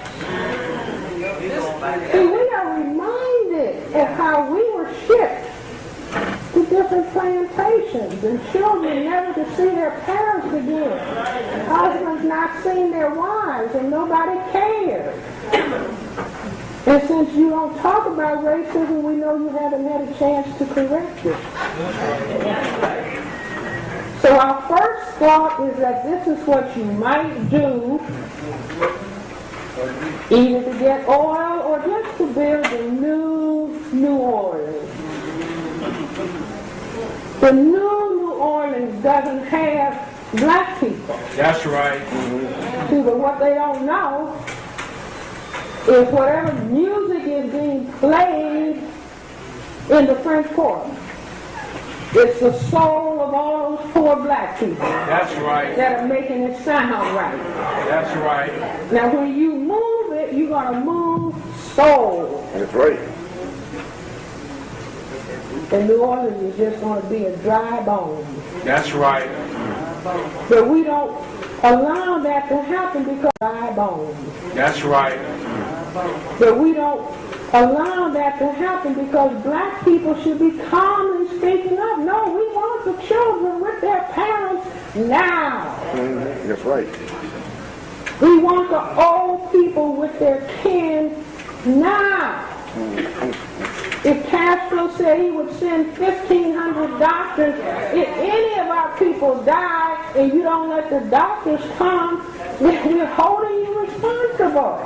We have to do this because we love ourselves. Right. Those people are us. Right. See that symbol of the top blowing off of the Superdome. See the cover being blown off. The cover coming off of the reality. We are the parent people. That's right. Parents are supposed to be able to face reality. Children need fantasy. Fantasy, the white people are going to come along and start loving us in spite of their fear of genetic annihilation. Fantasy, illusion, maybe delusion. See, I said to the psychiatrist, denial to the point of insanity, if not depravity. You see, where you're denying so that you can maybe get some money. No, we need to have our agenda about what we want to see happen with the people. Anybody that closes their eyes and says, oh, well, just forget about that. See, if you study the history of Germany, the Jews that were lined up to leave that day, the Nazis would come and knock on this apartment door, this house, come on out. See, first they would take the men away. That's right. So that the women and the children and the old people would be left. Now the men being taken away are all the black men in prison. That's right. So the community is basically defenseless. The defense that we have is truth to power. That's right. Just that, no, we understand racism. We really are afraid to speak up, but we feel we must in spite of our fear. We don't know what you will try to do to us for speaking up, but we must speak up and defend ourselves, because the next group of people may be these people over here. Remember Sam Yett's book, The Choice, where a survey was done, I believe, by the Department of Navy. If the black people, white people were surveyed, if the black people were removed from your area, would you permit it to happen? What do you think they said? Yes, as long as they're going to be okay. We're going to the Astrodome. It's going to be blankets and food there. See, every time I pass our convention center, something goes wrong in my solar plexus.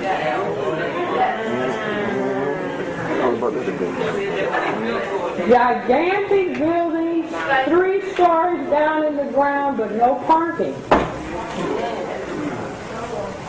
Space available. Should our people get out of line? They can go to the convention center. And Walter Reed. Raise your hand if you think it can't be done. See, raise your hand if you think it can't be done at 2 o'clock tomorrow afternoon. No, you can't take your records, your CDs.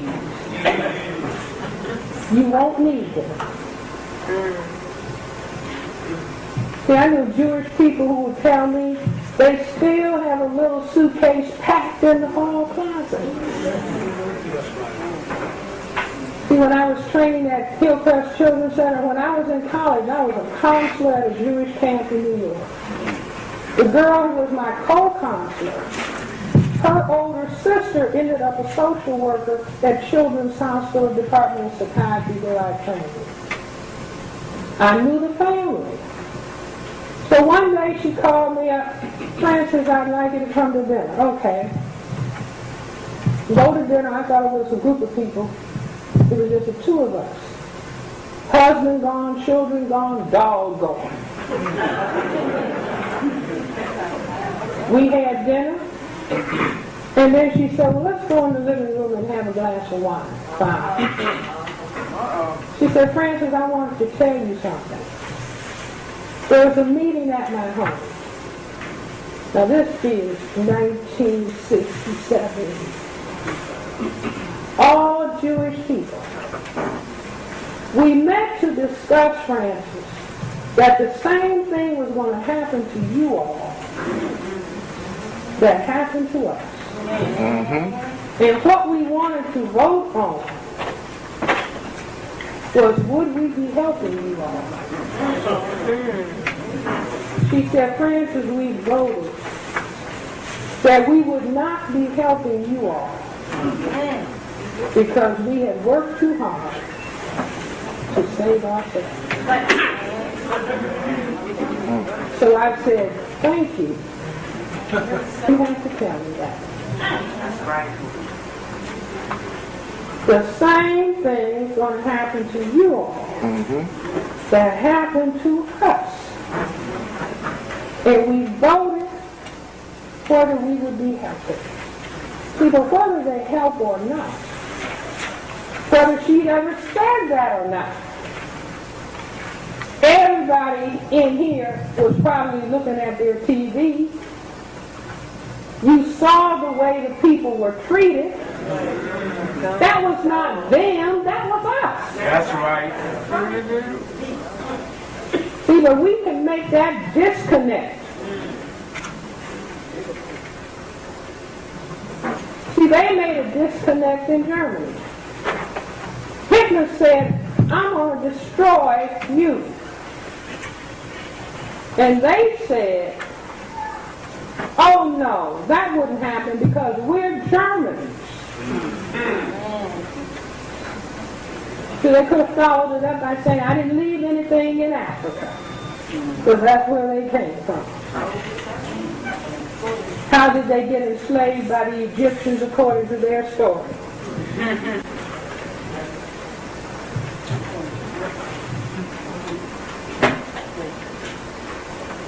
So, put it in our thinking. See, they thought, oh no, we're Germans, and what do we say? Oh no, we're Americans. And that's why you better look at that word America and see what that word is an anagram for. I am race. I am race. I am race. I am race. White. So it's not about getting angry, it's about, oh, okay. I think we finally got it. And if we didn't get it, forget it. See, if we didn't get it, who we are, the people on the overpass, the mother, see, if you looked at one of those old people and thought, that could be my grandmother. Right. That's right. Or those old men walking slowly. Or those women holding those babies. Or the father holding on to the baby. See, we ought to be saying, thank you, TV. That's right. Yes. Thank you. Because it might have occurred and there were no pictures. You see, but we got pictures now. See, if there's anybody confused about racism now after New Orleans, they really don't deserve oxygen. That's right. That's right.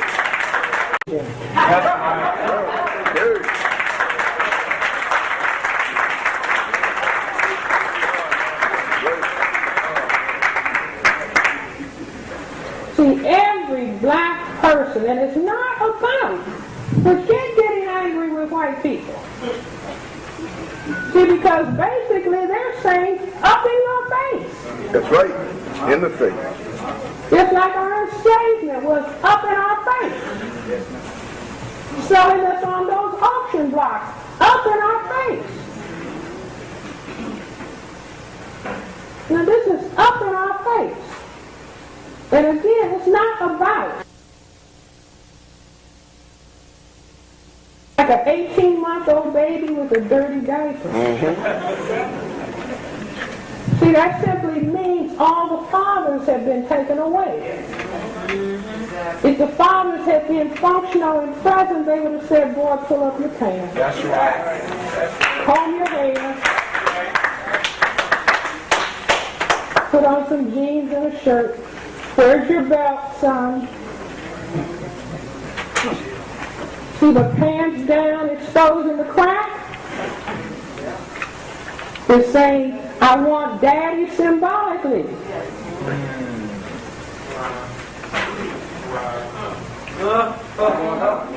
Penis in anus. Penis in mouth.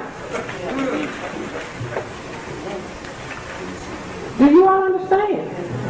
See, this is scripted. See, there was some turmoil at Reverend Will Wilson's church.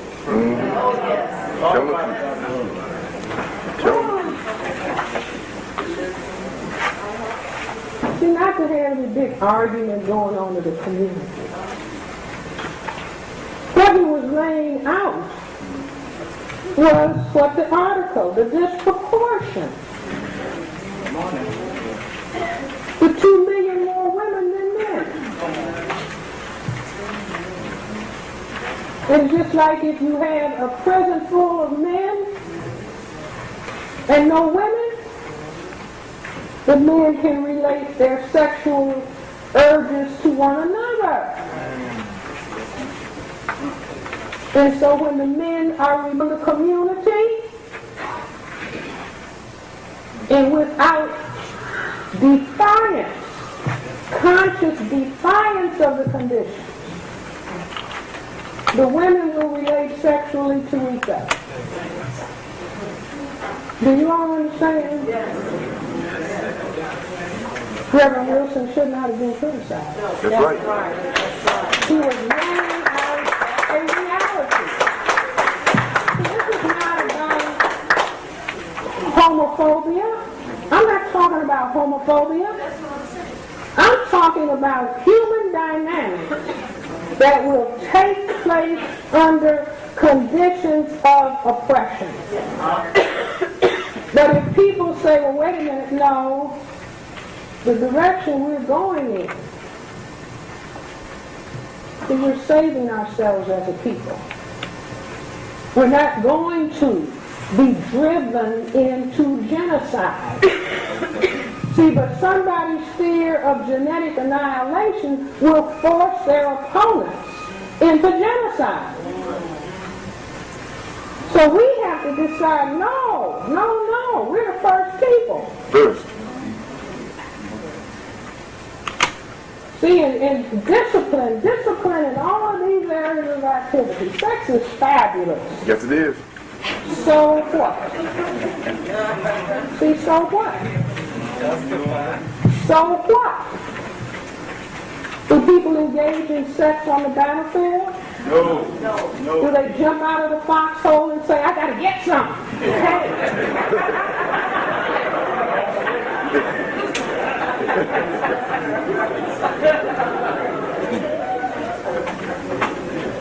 See, get some when you get home. See, serious. We have to transform ourselves into serious people. That the black people are conducting themselves so calmly, I don't know what has overtaken them. We can't pay them to buffoon and clown. See, they have us buffooning in all the commercials. See, what about the commercial they have, what is that, City? That has a black woman fixing a black man a fruit drink in the garbage disposal.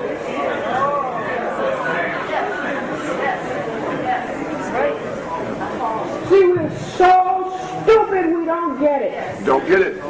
We don't get it. We think, well, because they're paying us. The Federal Reserve notes. See, black people, we got to reach the point where respect level is so high. That's right. There's no amount of money anybody can give us to dismount from our self-respect. See, and when I believe that, when that takes place, it was like the Million Man March. Minister Farrakhan called 1 million black men just to come and stand in their self-respect.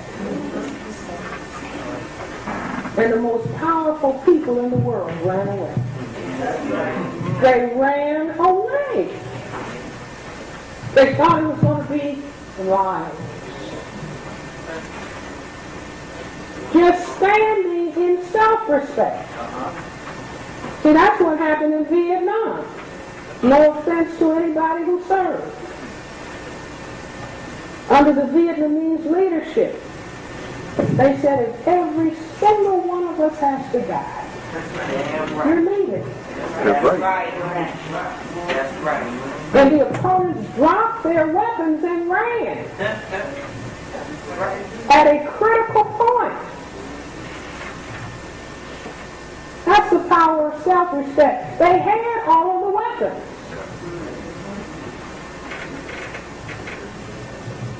Understanding racism and white supremacy is a powerful weapon. See, they don't ever say Cress Welsing come on TV.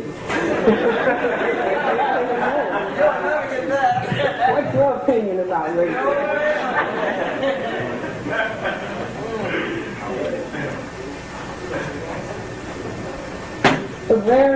See, it's what? Truth. What's the other person's reality? What makes them tick?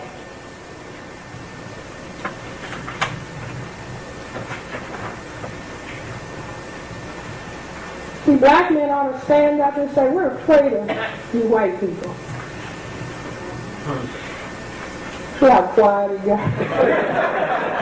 See, that's very powerful. Your opponent can't say, I'm afraid of you. You can genetically annihilate me.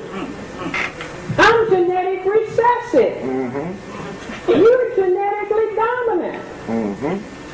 That's what my big guns are all about. We try. You can annihilate me with your genes.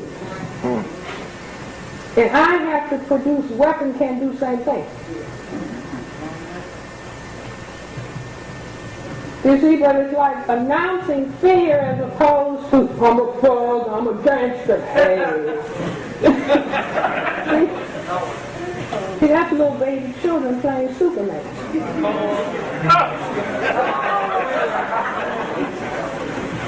Do you understand? That does not frighten the opponent. Nope. You see, but to say to the opponent, you got all the guns. So we think we understand what you're afraid of. See, that whole thing about the so-called policemen shooting black men, saying, I thought he had a weapon. Well, he did.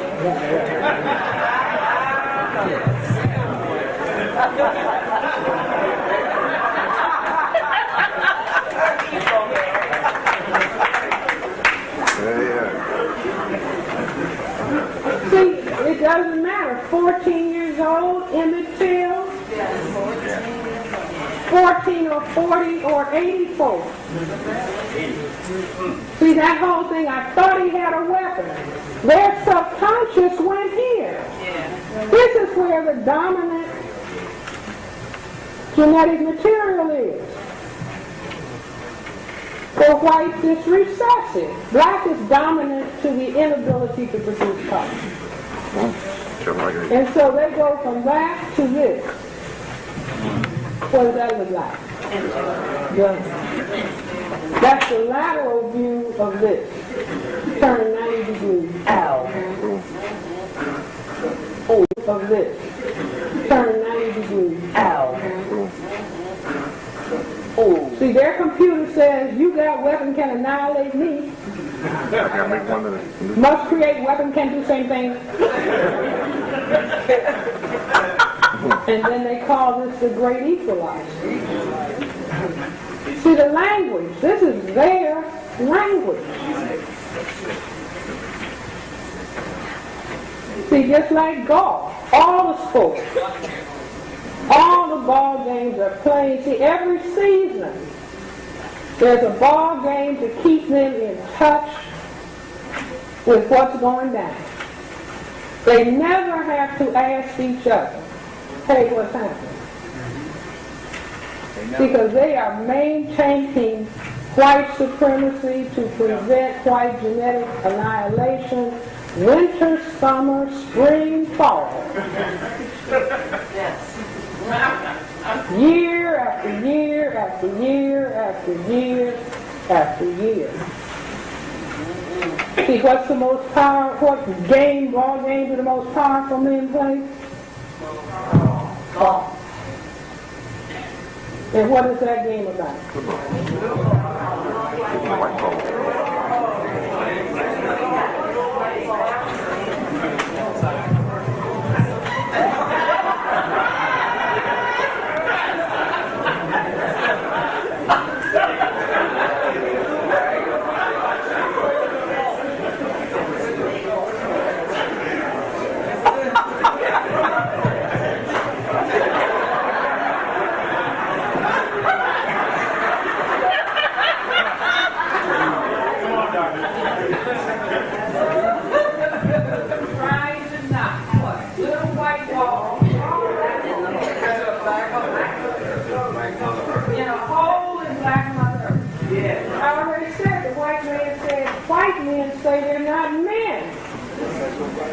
Until they can have sex with a black woman. That's right. And that's what this game is all about. All the presidents.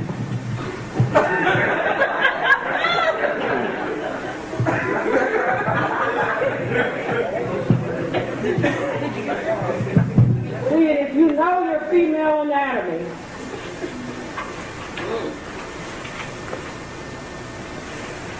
you can do your research when you get home.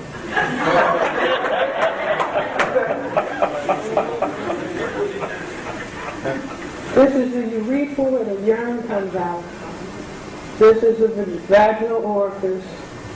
And this is the anus. And so the ball can go in the water. Are you with me?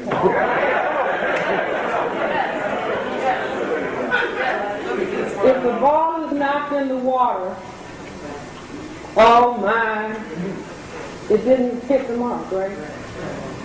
Or it can be knocked in the sand trap.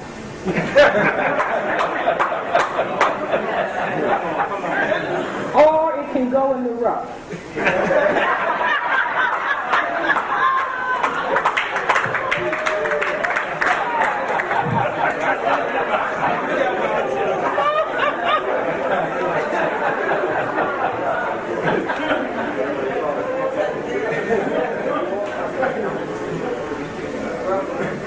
Do you all understand?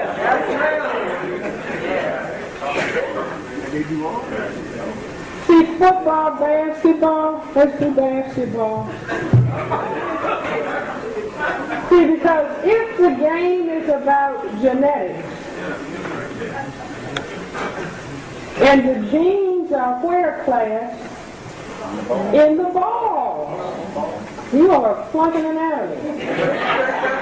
In colloquial speech, the testicles, colloquially they're referred to as balls. Is that right, Jonathan? And every season has its ball game. Now we've done golf. Oh, God. I still won't do baseball until that's advanced class. You see, but the reason I came up with this is like once you understand racism, the system, what it is about, then your brain computer is like turning another channel. In your brain computer, it switches over. Oh, you begin to see all the things that are going on at the conscious and or subconscious level.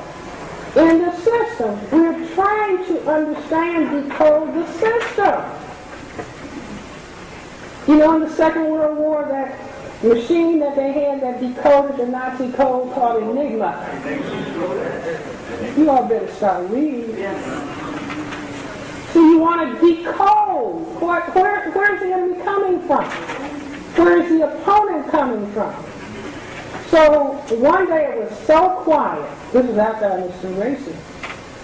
On a Sunday it was so quiet. See, when it's quiet, you can think. When it's noisy, boom, boom, boom. The brain computer shuts off from sensory overload. Don't ever forget it.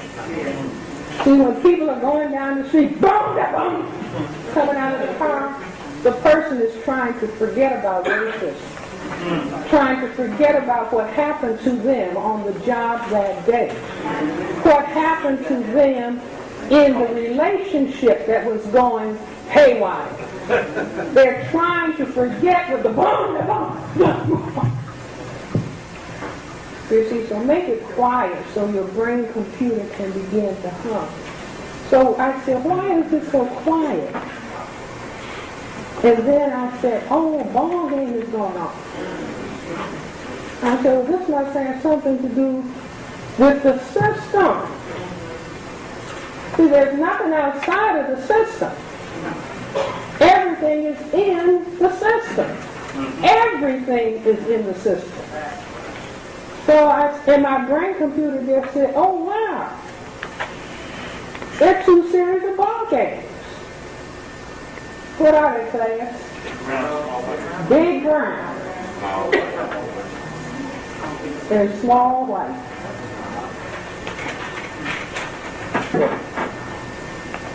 Small white. Small white.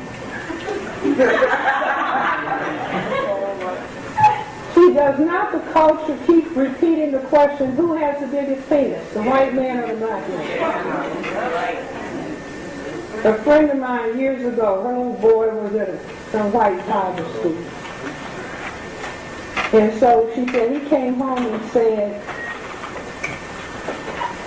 Billy said, I have a big penis. Now these are 5-year-olds. Billy White said to Johnny Black, 5 years old in the shower, you have a big penis. So the mother said she was shocked. You know, a little 5-year-old comes home with, what happened to school today?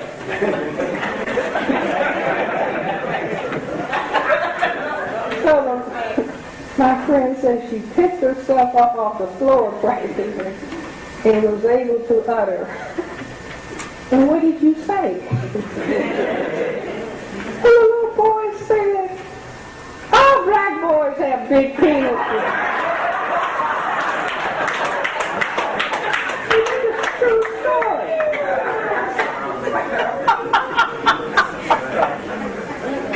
So the system plays out, see, because black men are genetically dominant. This is how come we have a whole history of what? Lynching and castration. See, black men don't go around castrating white men, cutting off some marbles. No.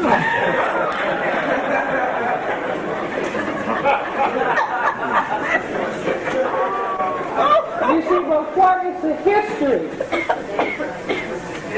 What's the name of the book that the white guy wrote? Without Sanctuary. See, if you haven't read that book, go get that book.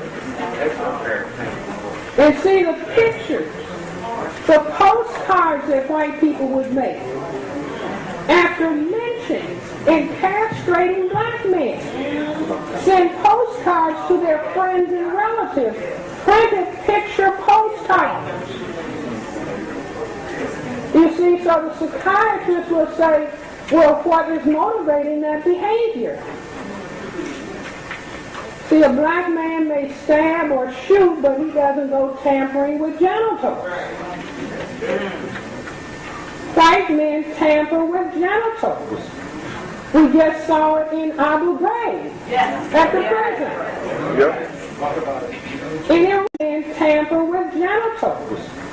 We just saw it in Abu Ghraib at the prison. Yep. In Iraq, because those are non-white men. So immediately they go to sexual attack and humiliation. Because these testicles don't do what colored testicles can do. So I said, oh, ball games are on. 2 series of ball games in the white supremacy system and culture. Big brown and small white, representing genetic recessive and genetic dominance.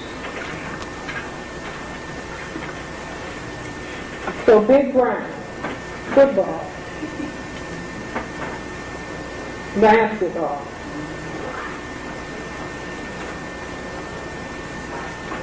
soccer. When you see even the black and white, if it's white and you see those black patches, you know it's black under the white.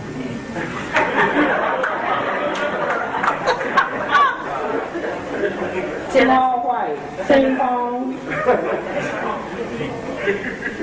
tennis, baseball,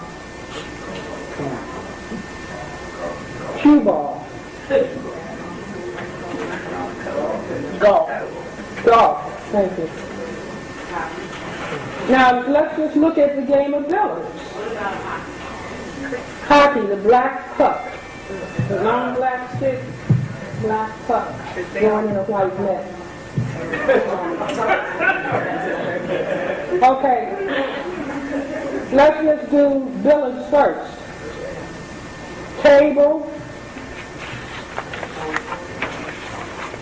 triangle, symbol of vaginal orifice, and all these balls. Long stick, white ball. Take the wrap off, the ball scatters what? Long stick with white ball supposed to knock all the colored balls under the table. Is that the game? White ball is on top of the table at the end. And the game says you don't want to be caught behind the 8 ball, which is black. That means that the power equation of white over non-white would have become reversed to non-white over white, and that equals white genetic annihilation. Are you with me, Clay? Okay, football. The white female says what? Her ideal mate is tall, dark, and handsome. So you have white upright legs at the end of the field. White upright I see a brother getting uncomfortable.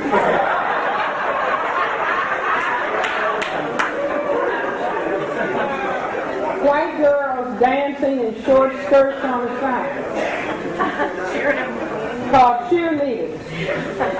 Black girls can hardly get on the spot.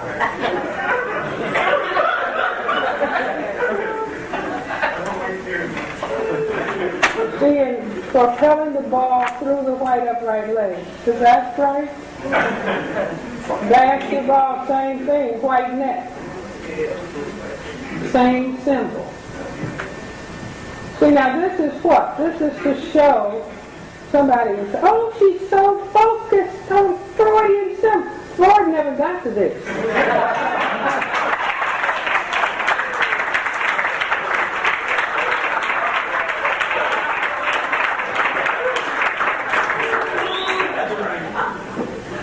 Freud never got beyond that big cigar.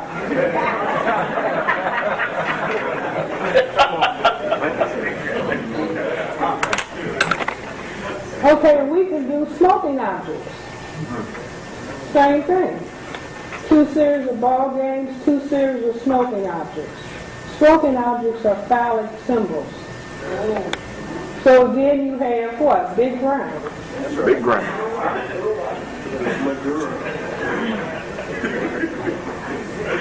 And small white. Are you with me, class? This is our lesson in preventing lung cancer. Big brown is cigars, pipes, and Moors. It might be M-O-O-R. That's right. Oh, okay, Daddy wants you to stop. Small white cigarettes. Bang. And what do in the white culture? Go and check your dictionary. Bang. What's the slang word for cigarettes in the white supremacy system and culture? Fags. See, that's because you all are not reading. Malcolm even said, read the dictionary. See, this doesn't come out of Cress Welsing's brain computer. This is a culture. I simply, once you understand the system, that's right. If you're trying to put together a puzzle, you get all the straight edge pieces and set the edge. And then you know exactly where the pieces in the middle will go. So they bags. When a white male has a son, where does he go running to the hospital with? Cigarettes? They go get his father. The men that are supposed to be most powerful smoke what? Cigars. The men that are supposed to be most intelligent? Pipes. Still big and brown. Okay, ladies and gentlemen, they said more tastes better. So what are we saying? See, it's just like all of the, by the time they get through saying, black is ugly. Black is ugly. How many people have seen the male perfume that's called black? They got a male perfume out right now, a black bottle. It's sold at the big department store called black. That's supposed to entice women, white women to white men.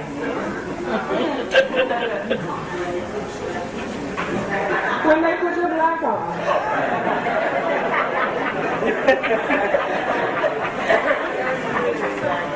See, the same culture telling black people their color is ugly.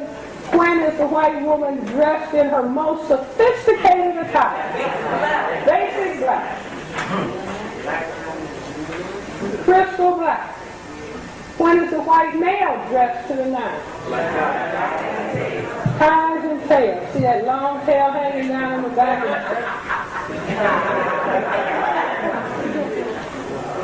Okay, class, we do have to stop, but what I am saying, we've got to master an understanding of racism. What is motivating people? See, all the black people in New Orleans, 60 to 65% of the population of New Orleans. That's right. Black people, 30% of which were living below the poverty line. That's right. So wash them away. What do they understand? So no, we're taking everything to a new level. This is 2005. You've seen New Orleans. Black people are no longer talking about, oh, it's a system of democracy and capitalism. Now, you're going to have to learn that to pass the class. But you have to know that's not reality. The system is racism.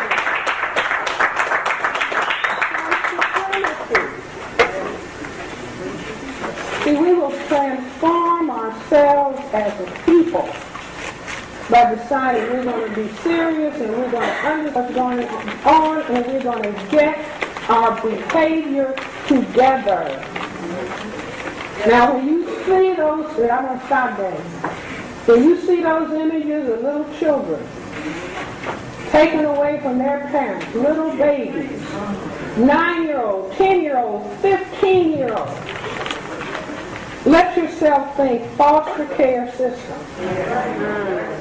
Because people were playing with sex They had not politicized what they do with their sexual organs because they didn't understand racism.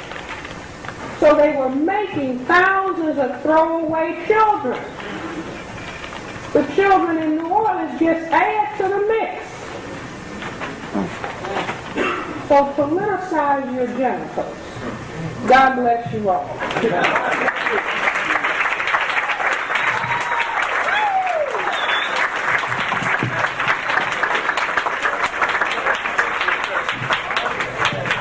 Danny has the tapes over here. Thank you.